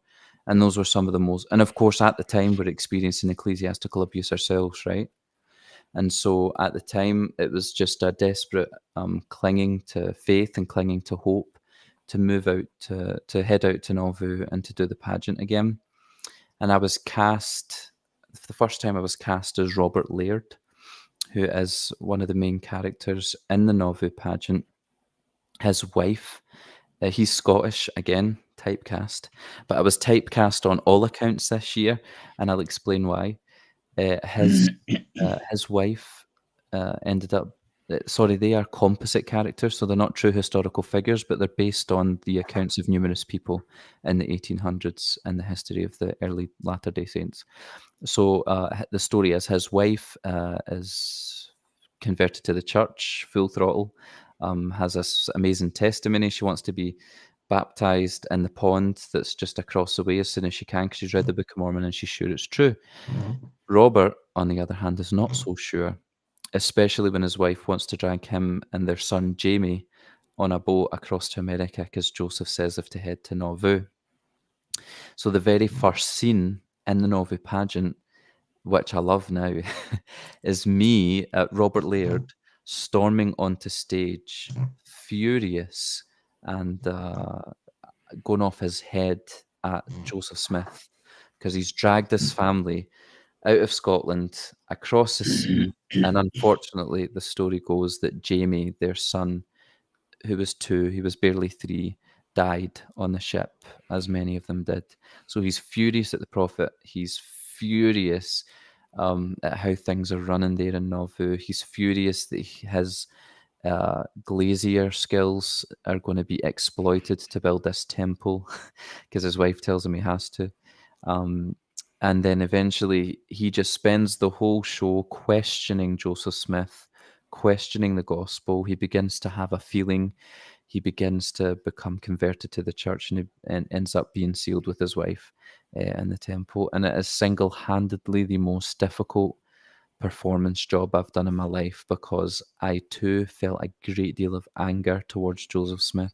I felt a great deal of anger towards my lack of knowledge of the truthful history of the church, and also feeling that I had sacrificed and given up so much and been through so much. I hadn't lost a child like Robert, but symbolically or metaphorically, I had sacrificed and given up so much. And to what end? Where has it got me? It's got me at rock bottom every time, again and again and again. It was a very difficult character to play. It was also very appropriate, I suppose, but a very difficult character to play. And because I was so stressed, because I was in a state of shock for the majority of the time that I was out there, because I was so distressed by Alicia's negative experience as well, and feeling so responsible for taking her out there, but feeling like we can't leave, I ended up sustaining a pretty serious vocal injury that then took away my voice after leaving Nauvoo, that took away my singing voice, which anyone who knows me knows that there is no Benjamin Hunter without his singing voice. He's just a shell of a person. And so again, I felt like I had given and lost so much, and to what end at the church, because of the church, in the name of the church. And so after that experience, we came back to Scotland for a short time. I think really in my mind, I knew I would never be back. But we were moving to Vietnam to just focus on one another. We were going to teach English. We were going to travel a little bit after being married in that year, and just build a strong foundation of marriage. We went to church once in Vietnam, and I said to Alicia, I don't want to go back whilst I'm here. I need a break, we need to just focus on one another, and I need to just ask these difficult questions, and I need to research some more, and I need to find out for myself, to coin the phrase, if these things are true. And we had a brilliant time in Vietnam, which really for me was a paradigm shift in the way that I viewed God, and the way that I believed he viewed me as his child, even in my doubt, even in my denial of certain truths or what had been taught to be truths, and even in my confusion and anger and hatred for people who we sing praise to the man about. So Vietnam was a pivotal time in that regard. And then we came back from Vietnam and decided we'd give church one last go, but felt as though, again, Alicia and I were back. We're a young couple. There wasn't really a young, kind of childless couple in the church at the time that could give so much energy and time to the church in terms of callings. We felt a great deal of responsibility for rescuing the ward. In fact, those words were specifically used by a member of Rick to Alicia. We were given calling. Alicia was given a calling pretty quickly. I refused a calling because I didn't have any capacity to do that. And I had learned about boundaries, something I never knew anything about. Oh, I hear you. And so That's Jane's that brings us, sorry, I've skipped through a lot there, Jane, but I'm just moving on to like the key points. And so we're back home, and we're back attending church in my home ward, in my native ward. Alicia's in the Relief Society presidency, and I've refused a calling, and we're giving it one last shot. At least I am. So I'm remembering a super boundaried couple. You were very clear on what you weren't going to do then. You were now, even though you had these boundaries, you were still incredibly involved.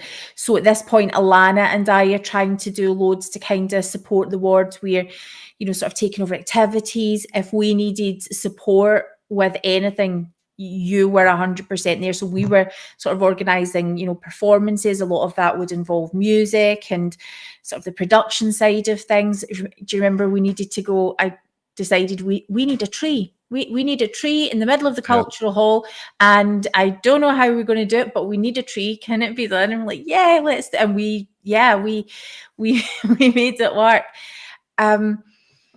you were still, I would say, as active and involved as you possibly could be. But I also, because we're in Relief Society, I can also see Alicia is looking so sad so often.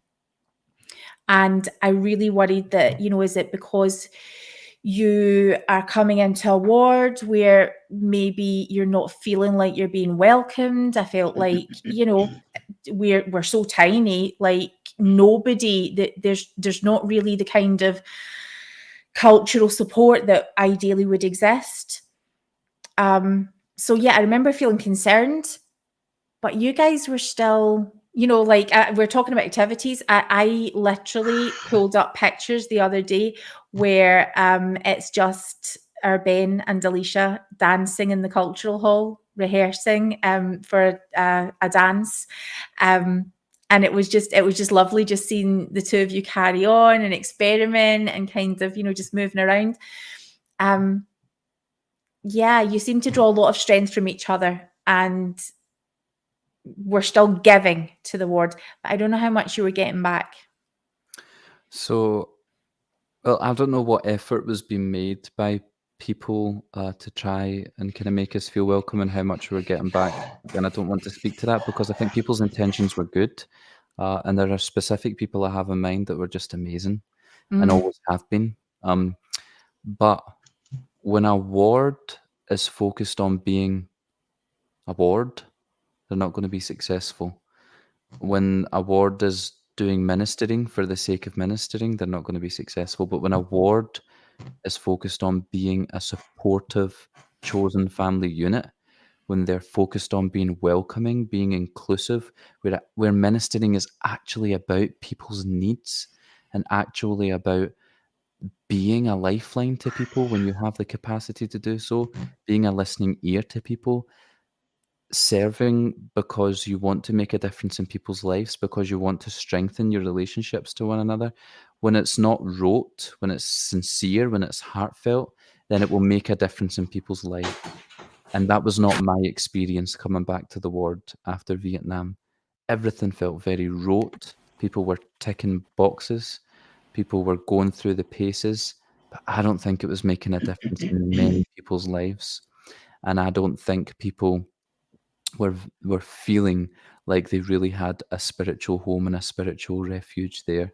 We're very good at pretending that we do because we want to believe that we do.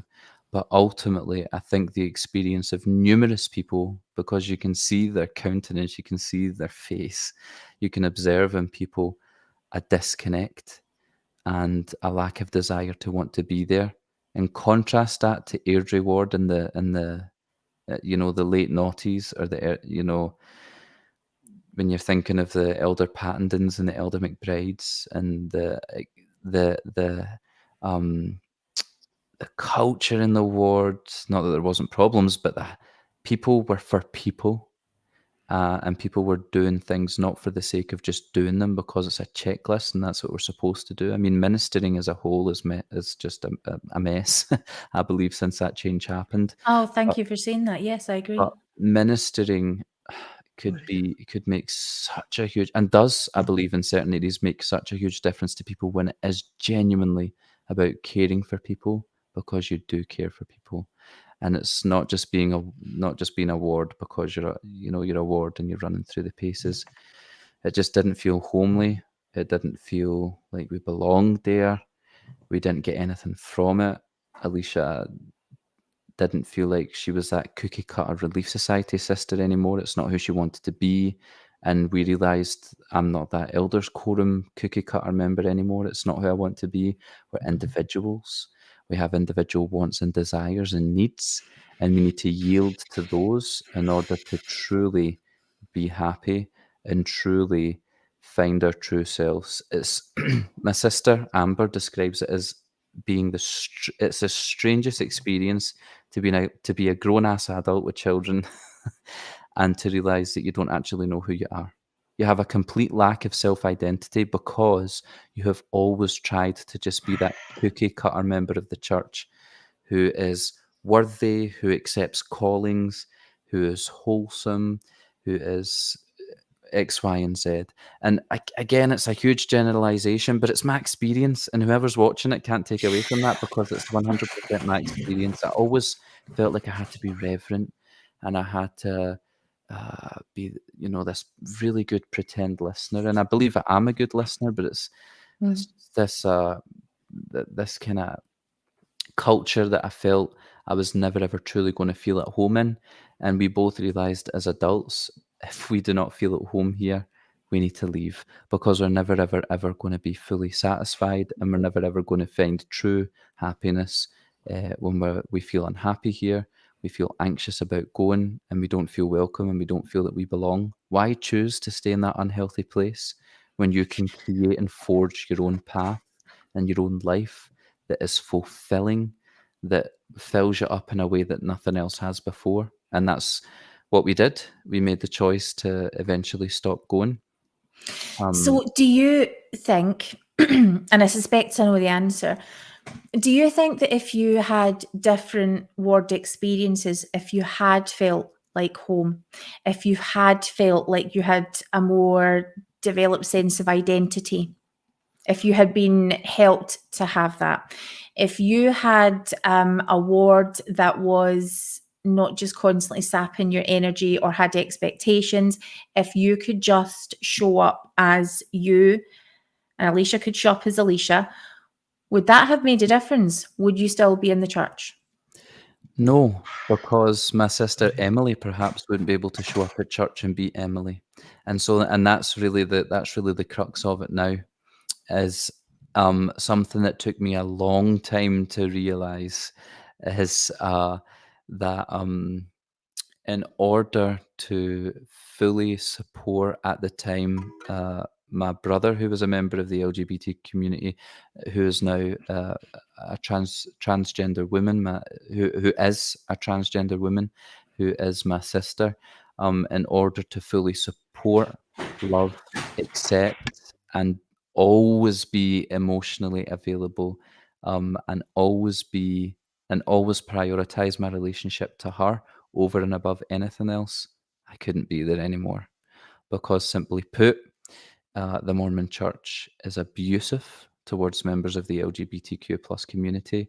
And for me, that was what helped me make the final decision. And I think that decision would have been made even if the ward had been welcoming, even if Alicia and I could unapologetically be our heterosexual selves, a married couple in that ward.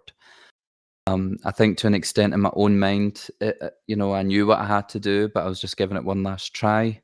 And ultimately, I don't think anything could have kept me there. So, no. Oh, you're on mute. Oh, I'm sorry, I thought I had unmuted. I'm going to ask you a question, then I'm going to nip over, let Alana take this question over with you while I let the dog in because he's going berserk. But I'd like to know if then, to extend the question, if Emily's lived experience in church had been one of nurturing and acceptance, and despite there being harmful teachings, if their lived experience had to have been nothing but love and support and no harm, would that have been different? Would that have been different for me? I have many friends who are members of the LGBTQ plus community who continue to be active members of the church. I see them choose to live lifestyles that are conducive with the teachings of the church. Those friends who are LGBT members of the church. And it probably answers what Andy's saying just now. I would say individuals of the church are abusive to LGBT community. I would say no less Dallin H. Oaks. He's at the top of the list, and he is a leader of the church. I would say perhaps one of the most homophobic persons in the history of the United States of America, actually. And so that answers a question. You see, I don't want that to be true. I really don't. Of course, no one does. But I think no when one we wants look Joseph Smith to have sexual well, yeah, relationships with children either. but instinctively, I want to say No, I want to say it's about perspective. That isn't what Elder Oaks means.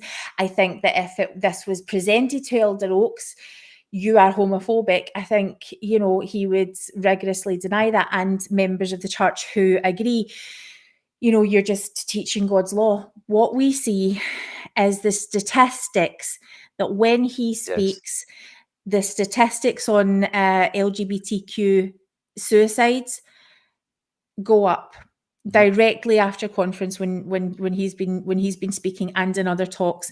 The levels of support that are having to be sought after these things. This is not just a lived experience thing. This is a community who are all watching the impact.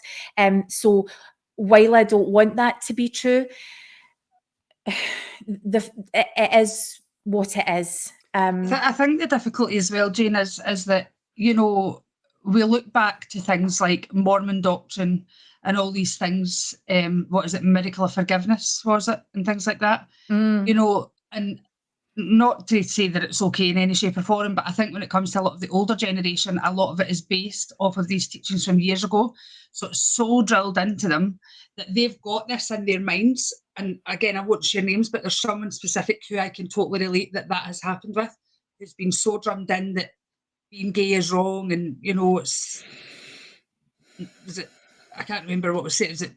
Or am I getting confused with sexual sin? But, it's close to the highest sins and whatever, and all these different teachings. And so I think now, as the church are trying to be better at speaking the speak or talking the talk, whatever, but when it's already been drummed into you, older people find it hard to then change that mind. I still don't think it's an excuse. I think, we're supposed to be a Christ-like church and we're supposed to do better. I also think that the leaders are very good at talking the talk, but they're not good at walking the walk. I think there's so much more that they need to be doing to try and change things. And obviously, in my opinion, I think the church do need to change. I don't believe that's God's law. Well, in any shape or form. At the end, like Andy, I am so appreciative of you sharing your heart in the comments. So I want to make that super clear, and I'm so thankful that everybody is being super respectful towards each other. I know that there are lots of members of the Quorum of the 12 who have LGBTQ, whether it's children, grandchildren. I know many of them personally from my time in the US. Yeah, well, because statistically that is going to be the case. Statistically, there are LGBTQ people in every family, in every walk of life. So, of course that's going to be the case. And they've spoken about that. No matter what your circumstances are, if you speak and people interpret that in a way that harm is caused, is the problem with the message or the person who's interpreting it or the people who come between you and the original message and put their spin on it? There are loads of things. As a caregiver for an LGBTQ teen who is considering joining our church, I've had to, really, really counsel with leaders, speak with my non-member husband, and really have to look at the fact, is this church a safe place for my LGBTQ child to attend and for them to not be further harmed by simply going to church more than they've already been harmed before because of who they are? And the honest answer to that, would you risk your child going? The honest answer to that is, I cannot do that. Now, I have taken them to church with me and they've been by my side.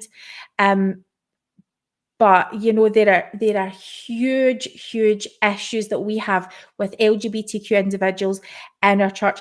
And this isn't us sort of speaking about it for no reason. LGBTQ folks are telling you this. They are telling you this.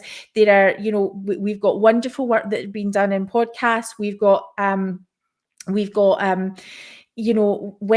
that are being hosted. People are telling you, this is my lived experience.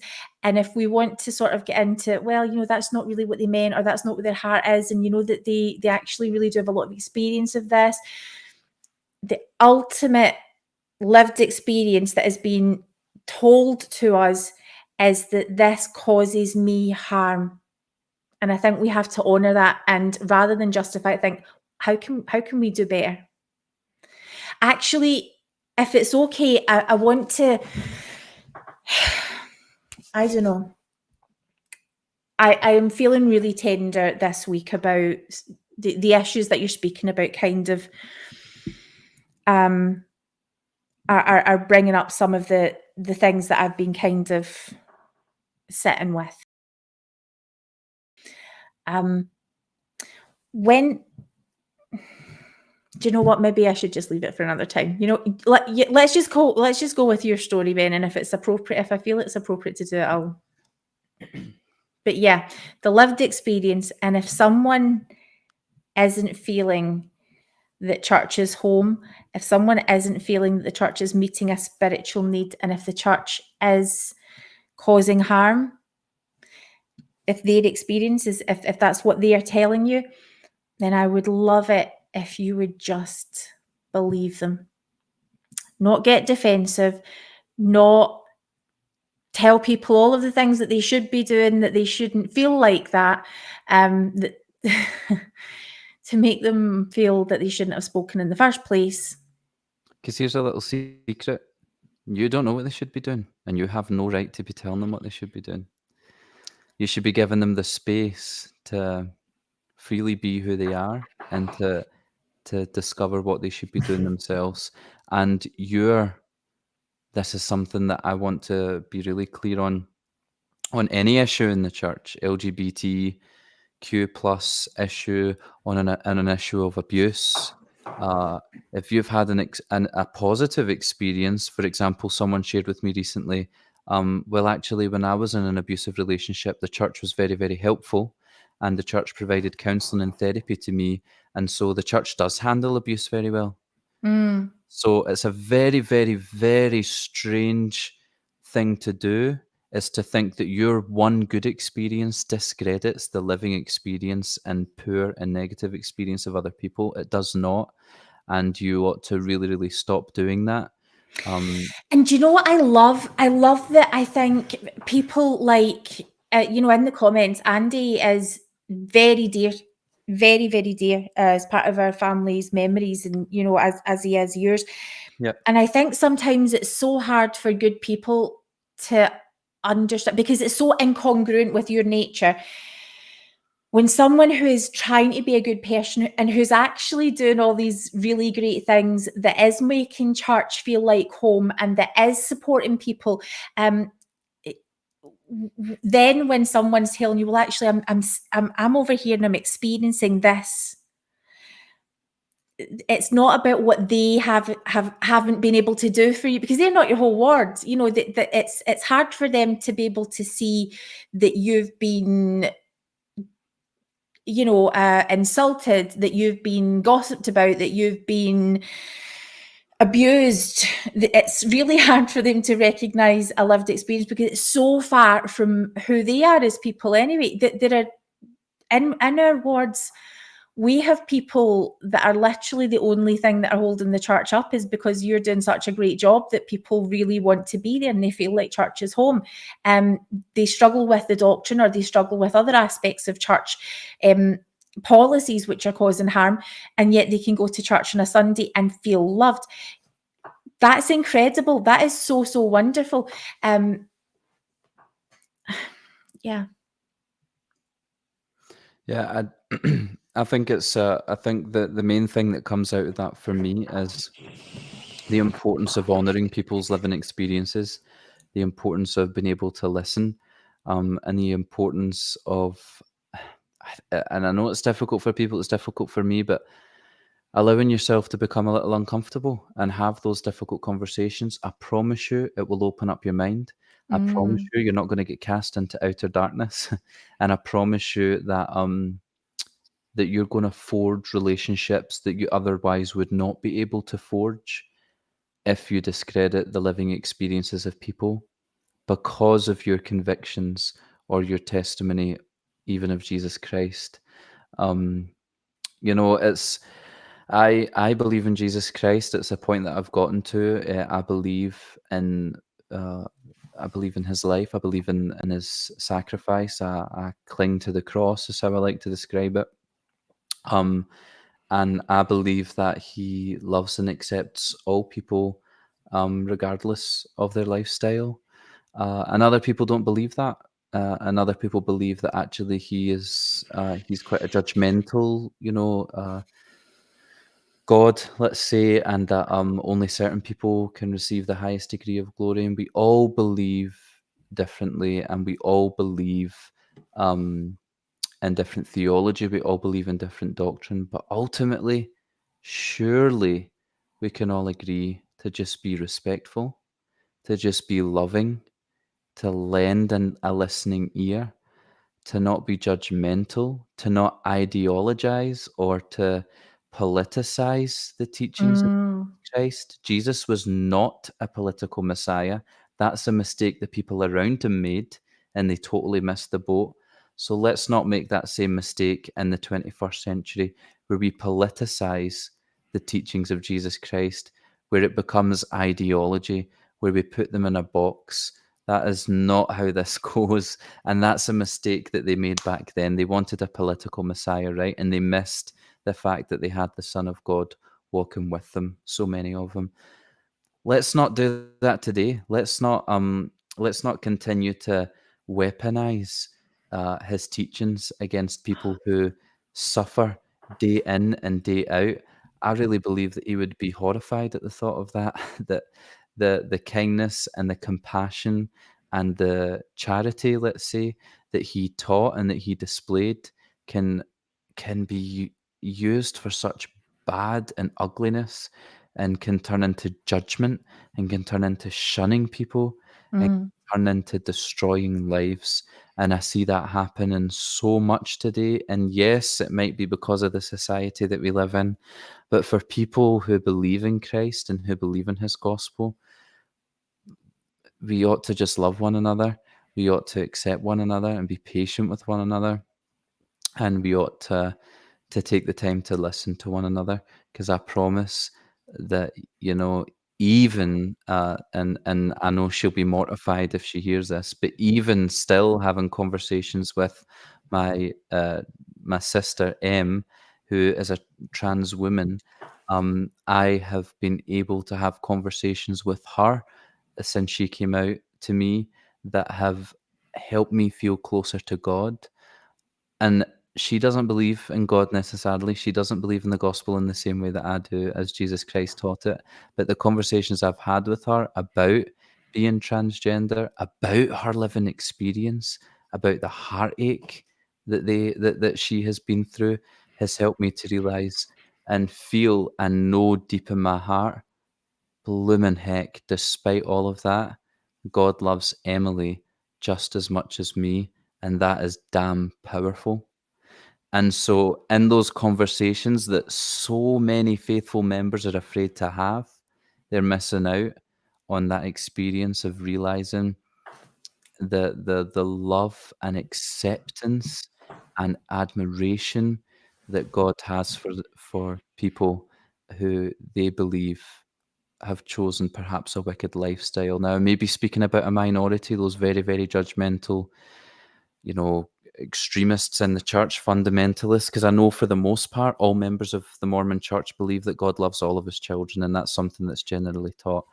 But I have heard people say horrific things, and I want that point to be clear. You can deepen your connection to God in a conversation with someone who is trans, non-binary, who is cis, who is heterosexual, who is homosexual, who is bisexual. You can deepen your connection with God because they are his children. It's as simple as that. Beautiful. I think, though, genuinely, if you had to ask a lot of the church members about LGBT community, they downright believe that they do love them and that they do accept them. I agree with that. I Which agree But I with is think why I deep think down it's they don't the realise that minority. they don't, though. Yeah. Because if we did fully accept them, we would accept them within the walls of the church. Yeah, which I think it is. That's why I say I think it is a minority. I mean, I've had to delete people from my Facebook because I'm like, I've never seen anything more unchristian. That might be judgmental in and of itself, but I've had to Well, delete them because I think there's nothing about you that that says Christ, you know.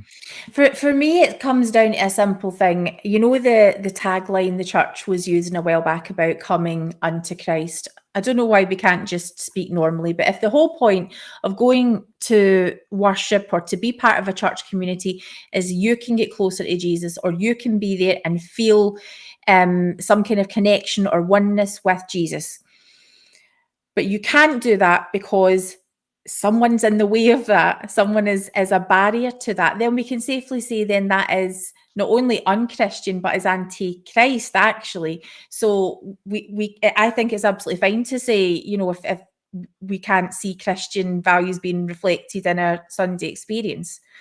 Yeah, and again, the and that to its extreme, I do believe as a minority of the church, and I don't think those people who are at that extreme of hatefulness and shunning and rejecting, and you know, Idaho, where people are showing up with firearms at LGBT marches to intimidate and think church members, you know, to intimidate LGBT BYU Idaho students, showing up with firearms to intimidate them, etc. That's really the small minority, because that's not representative. I believe, and we like to believe, of the church as a whole, that God does love all of his children and does accept all of his children. I I think just want to make myself clear on that. No, and I appreciate it. I feel like, especially in recent years, we've seen the leadership of the church baking into its values things that make it institutionally difficult for us to arrive at that point where I think we can't. I feel uncomfortable saying it's a minority. I think when someone sees a lived experience, then that can make it very different. But I don't know. For me, I see people like Papa Osler doing his best. You know, Blair Osler's doing some incredible work, and I just think you know, affirmation. Again, there's some things going on in affirmation in October, November, which we'll put some links out to you as well. I mean, the reality is, if you are gay and Mormon, or if you are anywhere in the LGBTQ spectrum, you may need extra support to be a member of the church. I want to wrap up here tonight by asking just some kind of a couple of brief questions. So there's some specific things that I want to ask. So first of all, just simply then to address the biggest thing that gets kind of thought about members of the church who disassociate from the church. Did you just want to sin? Did you just want to sin? Are you? Listen, I've been sinning the whole time. See why we love this, boy. I'ma tell your mama. Okay, what would bring you back? Nothing would bring me back to the Mormon Church. To rejoin and being rebaptized. Absolutely zilch. Would bring me back at this point, and the reason for that being that I have a deeper sense of spirituality and a deeper sense of my relationship to God on a daily basis than I ever have done, and I wouldn't give that up to go back. And then again, on some of the major issues, I completely disagree and continue to feel anger and shock towards the church in their mishandling of abuse and in their treatment of LGBTQ plus community and other marginalized communities. And the history of the church and my conclusion of it, I doubt would ever change either. Benjamin Hunter, are you happy? Believe it or not, since leaving the church, I've just felt this light go out of me. I've just you can see it in your eyes. Been so unhappy. I've realized very quickly that the only happy people walking on this planet are those who are going to the Mormon Church. I am mocking, and I do apologize, but I would say I am happier than I ever have been in a long time. I have learned how to set boundaries which I think are the start of discovering happiness, because happiness is born of self-love. That's where happiness comes from. When you can learn to love yourself and who you truly are, you can learn to be happy. And that's true for our LGBTQ plus people. That's true for just the layman, the salt of the earth human as well. If we can learn to love ourselves for who we truly are and not just spend our whole lives trying to put ourselves in a box, then we can start to learn to be happy. And then and just to add quicker to that, how do I put this in a way without mocking? If you have never been out the church and you have only been in the church, and I know this is so basic, you have no idea that you can be completely and totally happy outside of the church. So please stop repeating that ridiculous phrase, because in my opinion, it's frankly embarrassing when I hear people say that. I love that. So I'm going to tell you something that I have said behind all of y'all's back. So Ben and his siblings, so the whole family are now, have now left the church, the whole family. Grandparents, mum, dad, brothers, sisters, all the cousins, that's the aunties, the uncles. And Alana is still very much engaged in this work, but pretty much you're the most, Alana, sort of active in the field of Mormonism now in your family. What you don't offend her. Well, it's in this really interesting way, right? It's absolutely fascinating. And Alana, I remember saying to me, because obviously Alana gets to see what's really going on in your life. She's got that closeness with all of you guys, and Alana will point out, people who say that you're only happy inside the church. Look, I've never seen them so happy. And I totally disagreed because I remember in the times when I've met you guys face to face, you haven't necessarily looked happy, but what you haven't looked like is, you remember the days when you would go to church and you would have to put on your Mormon face and you would have to be happy, you would have to be shiny, and you would have to be that person.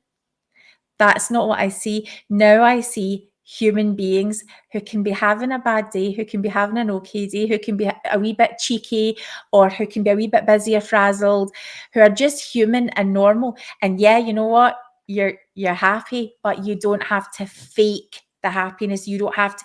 We're not all designed to be walking around putting on this act almost, of happiness. Yeah, it's robotic. It's not a facial. And I think I'd wanted to say this earlier when Ben was talking about this. I just always come back to that experience of being the chorister within the church. Sorry, I don't know why I'm doing this with my hand. I always remember that time after conducting for many weeks, but just this one day, I remember looking out to everyone and having a good look around. And I'm thinking, man, people look exhausted and miserable. And I don't mean that to sound like people are not happy within the church as such, but just you could see the toll that the pressures of the church and the amount of work that you have to do. And this has gone back many years before all the things started changing, to less meetings, less things going on. And I remember taking that up with my bishop, and he totally shot me down, as if, because I just said, people just look miserable. Oh no, don't be daft. And again, it's easy to shut people down, but I've seen what I've seen. I stand up there every week conducting. I get to look out to everyone. And although like Jane says, I have terrible days, some days with mental health, with my chronic illness. I have horrific days with my daughter where I just want to, But I can honestly say, like Ben, that I feel so much happier as a person without the church in my life. For a minute there, it was as though I was on a work conference call and I tried to put up my hand. I was looking for. What I would say is that the question is flawed. It's for me, it's contentment, and I know it's not your question, Jane. It's a question that is from the culture of the church. It's contentment, right? So Alicia and I realize that when we're raising our daughter, she isn't always going to be happy, but we can raise her to be self-aware. Mm. So when she's feeling upset, we can honor that and give her space to be upset. When she's feeling frustrated, we can help her be aware of that and hone in on that feeling and experience it and manage it. And so to constantly focus on just trying to be happy, that, you know, these teachings will bring you happiness. It's just the truth that everyone has good days and bad days. Everyone has awful experiences and awful circumstances in their life that are often out with their control. Those will come and go, those will happen. And so the claim is often, yeah, but the church will give you that ultimate peace and that ultimate happiness in Christ. But actually, I feel that what I have is a, a way of communicating with God that isn't put in a box, that I can communicate with Him without thee, thou, how, what, Yes. when, who, when, and why. So it's this freedom of spiritual expression that allows me to celebrate that self-awareness, including God in that, and allows me to feel connected to God in a way that seems more sincere. That Mm. I'm not instructed under. I've not been instructed. This is how you connect to God. This is how you speak to God. You must start your prayers with "We thank Thee." Don't go straight to "We ask Thee," because that's ungrateful. You know, and again, I'm not saying that all of these things have come from the 15 at the top at all times, that they've come via direct revelation from God. But in my experience, these are the things that I've been taught. God has been put in a box. Heavenly Mother has been disregarded. And some days I don't need a father, I need a mother. I need a Heavenly Mother. And sometimes I need a tree. And, you know, God's in a tree as well. Sometimes I need to get out on the water and I find God in the water, out in the water.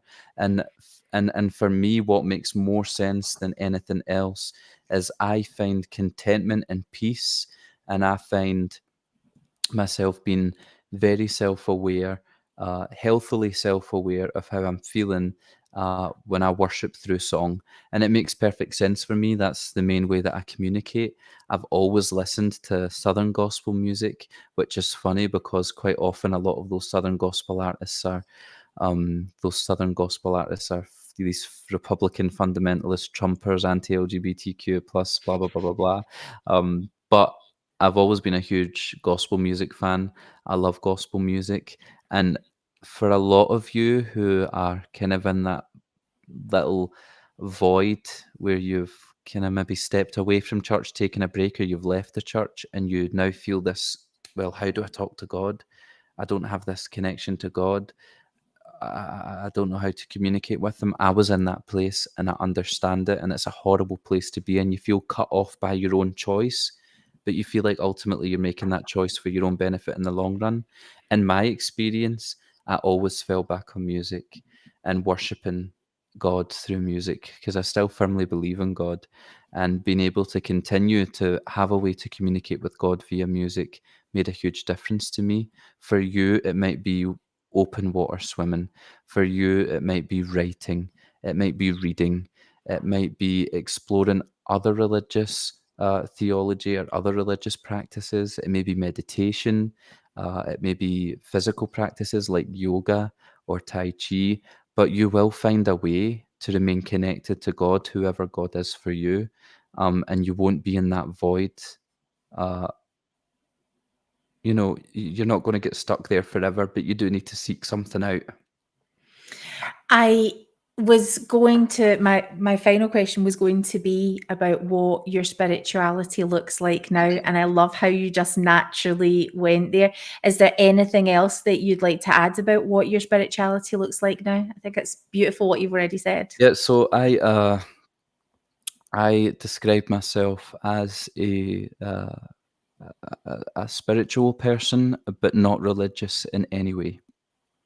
I have not had good experiences with religion, and I don't need religion. I don't need the construct. I don't need things to be put in a box for me. I need freedom of expression and freedom of communication and freedom of worship. And so I do believe in Jesus Christ. I do believe that he was the Son of God. I do believe that I can be saved through him and through his sacrifice, and through what many people describe as the atonement. And I try to live the principles that Jesus Christ taught. But I do believe that the most important thing that I have on earth for connecting to God and for connecting to Jesus Christ is the people around me. And I try to honor the people around me. And I try to make as many connections and relationships that I can, because they strengthen me and they help me to see how incredible God is and how unique and diverse his creations are. I definitely have picked up on some practices that may stem from Buddhism, meditation, getting out into nature, connecting with nature, grounding techniques.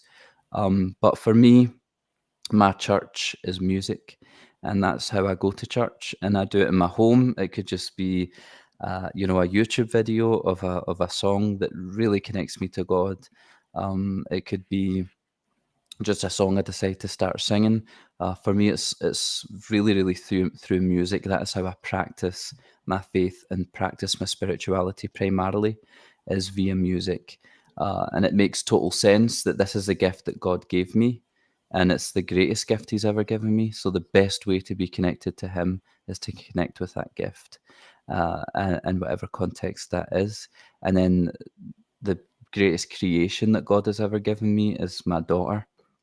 And so the better relationship and the healthiest relationship I can have with her, the most loving and caring and nurturing relationship I can have with her, ultimately will connect me back to God as well.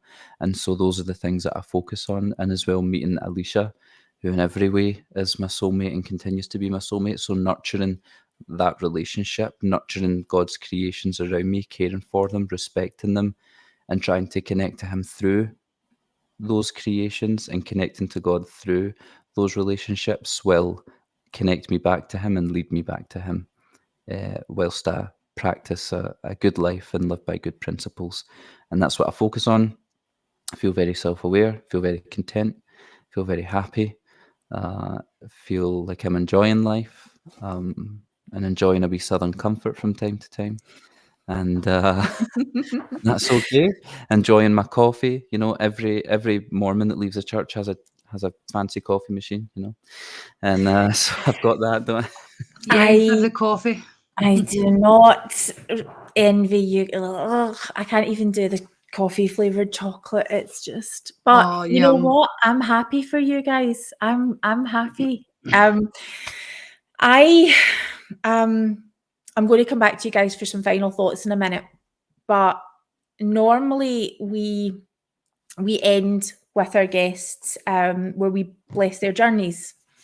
And we obviously we've spoken to Ben before, and Ben knows. I remember saying directly to you in a car once, if you ever need a sister's blessing, we're right here, just as people who love you.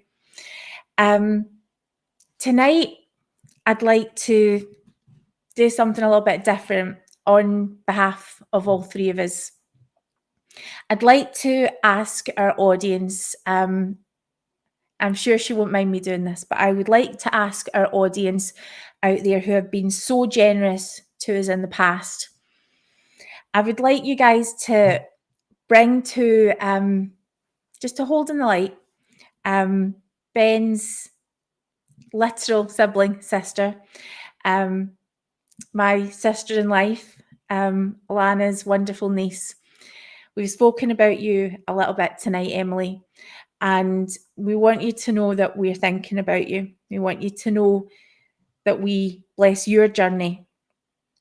Your journey has gone in ways that we would never have expected, and yet here we are, having the privilege of being able to stand with you and express how pivotal you have been in helping us understand things about the world and things about ourselves, things that we could never have imagined. You paid such a huge price for that, Emily, and we know that it's not been easy for you. We know that you've been through so much. And no matter where your journey takes you, we bless it and we love you. And we are so excited to see what your journey is going to bring next. And the reason why we want to bless you tonight on this show is so that we can ask our audience, and so that we can put this into the show links. I'm going to ask that you will come back to our YouTube page, to our Facebook page, add us personally if you can't wait. But what we would like to ask you to do tonight is for you to all join us in blessing Emily's journey, if you can, by contributing to the fundraiser that she's bravely put together. She was so afraid to do it. She was so worried at a time like this when people don't have extra money to spare. But, you know, we've seen Emily whenever she's been at her absolute lowest, and Emily needs medical attention. For Emily to be able to continue in her journey and receiving what I would consider life-saving, gender-affirming medical care, Emily has started a GoFundMe page where you can donate to help her reach her target. Now, when we had first shared that on our personal pages, it was incredible and inspiring to watch Emily to get to. Suddenly, she had arrived at a quarter of her target, and she was so overwhelmed that people had donated even a few pounds, that people cared enough to be able to do that. It helped her to feel loved and supported, but most of all, to be able to hear that she's been able to start the assessment process and is going to be able to go forward with her treatment. So that's all happening at the moment, but she needs to be able to continue with that treatment. So we're asking for those of you who would normally donate to the show, or those of you who haven't yet done it, but if you just care, if you would like to support Ben and bless his journey, bless Alana's journey, we're asking that you do that tonight by blessing Emily's journey. And if you can, even if you can't, send a message and we'll make sure that it gets to Emily. We'll share those fundraiser details. But Emily, we love you and we bless your journey every step. We love you. Okay, so for some closing words, I'm going to come to Alana first, and then Ben, and we'll say our good nights from there. So Alana, do you want to share some final thoughts? He's a good little nephew you've got there. You expect me to speak after that? What are you doing to me, girl? I feel like I just say the same thing every week.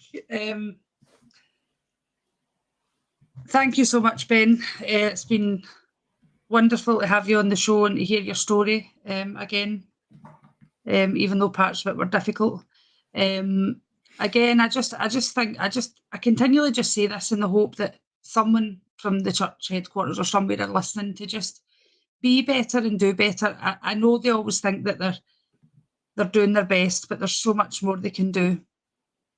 And just that everyone else just love people, accept people for them, every way they are, for their whole person, whether that be LGBTQ, whether that be mental health, whatever comes, just accept people for who they are and know that that's what God wants. I know the church teach that marriage is between a man and a woman, etc., but, you know, try and think outside that box sometimes. The God that I want to know and love, as I always say, I'm not sure where I'm at with that right now, wouldn't want us to be treating people this way. And I think, just to finish up, kind of little sidetrack, just again a wee shout out. I meant to say this at the start. I knew there was something I was missing in the announcements. If you remember, guys, or if you've not listened so far, we have a petition. We're petitioning to the church to have background checks done for any member who's working with children or youth or vulnerable adults. So if you haven't signed that petition yet, can you please sign it and share it?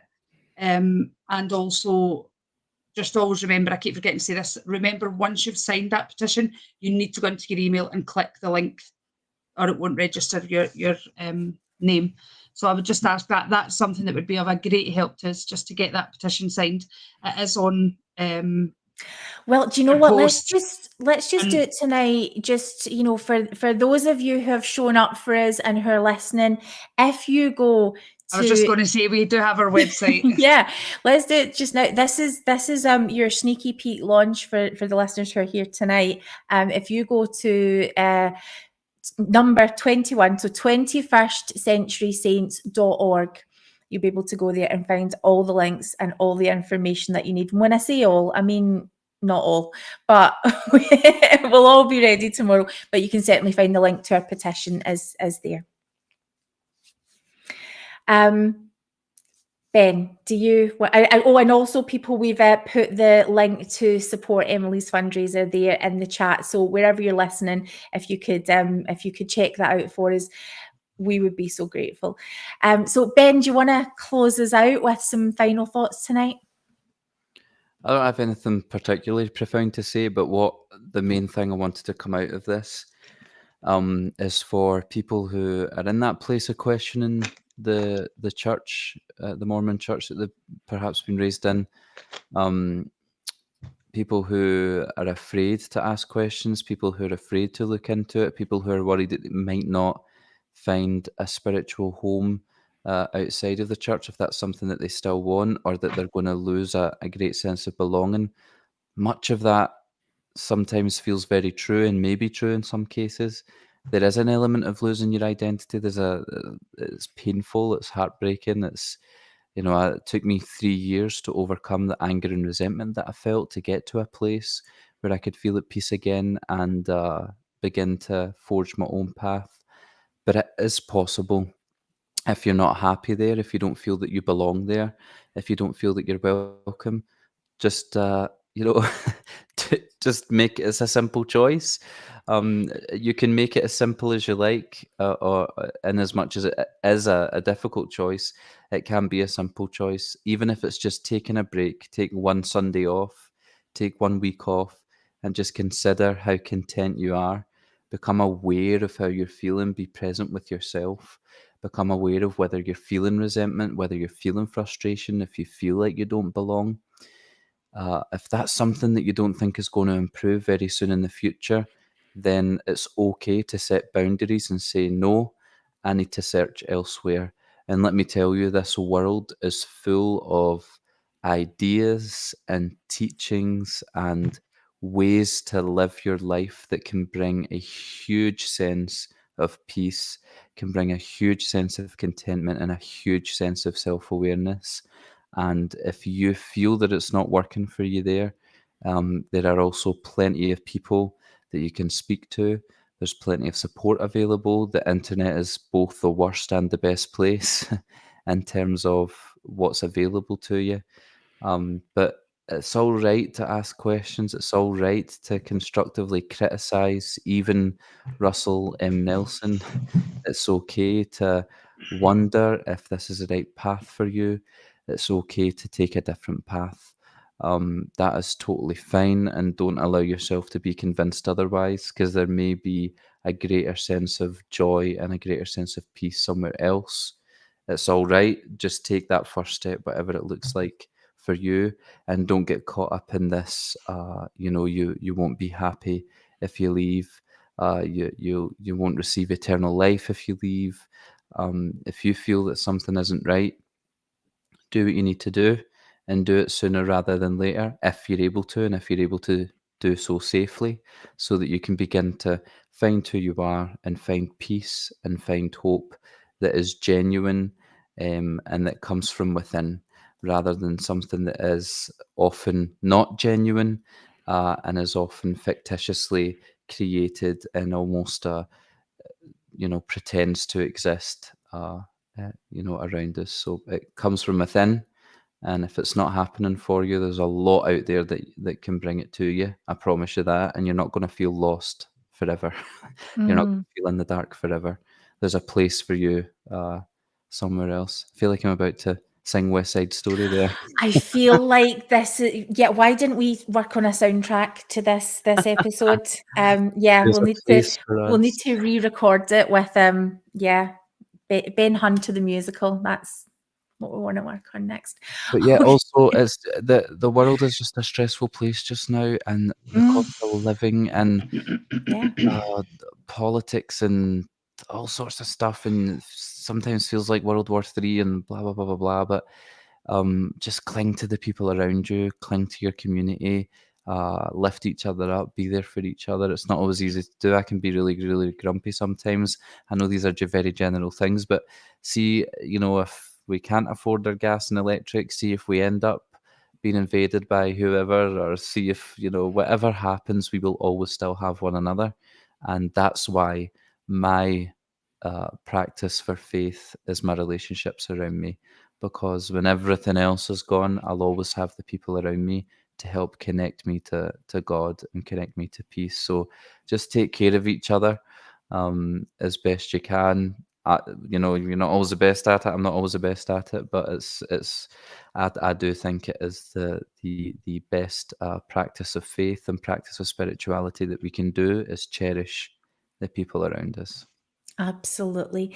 Again, if you would like to join us in doing that and showing your love for our dear friend Emily, the link to donate is in the chat feature wherever you're watching wherever you're watching this episode. If you're rewatching later, we will make sure that it's out there in the show notes.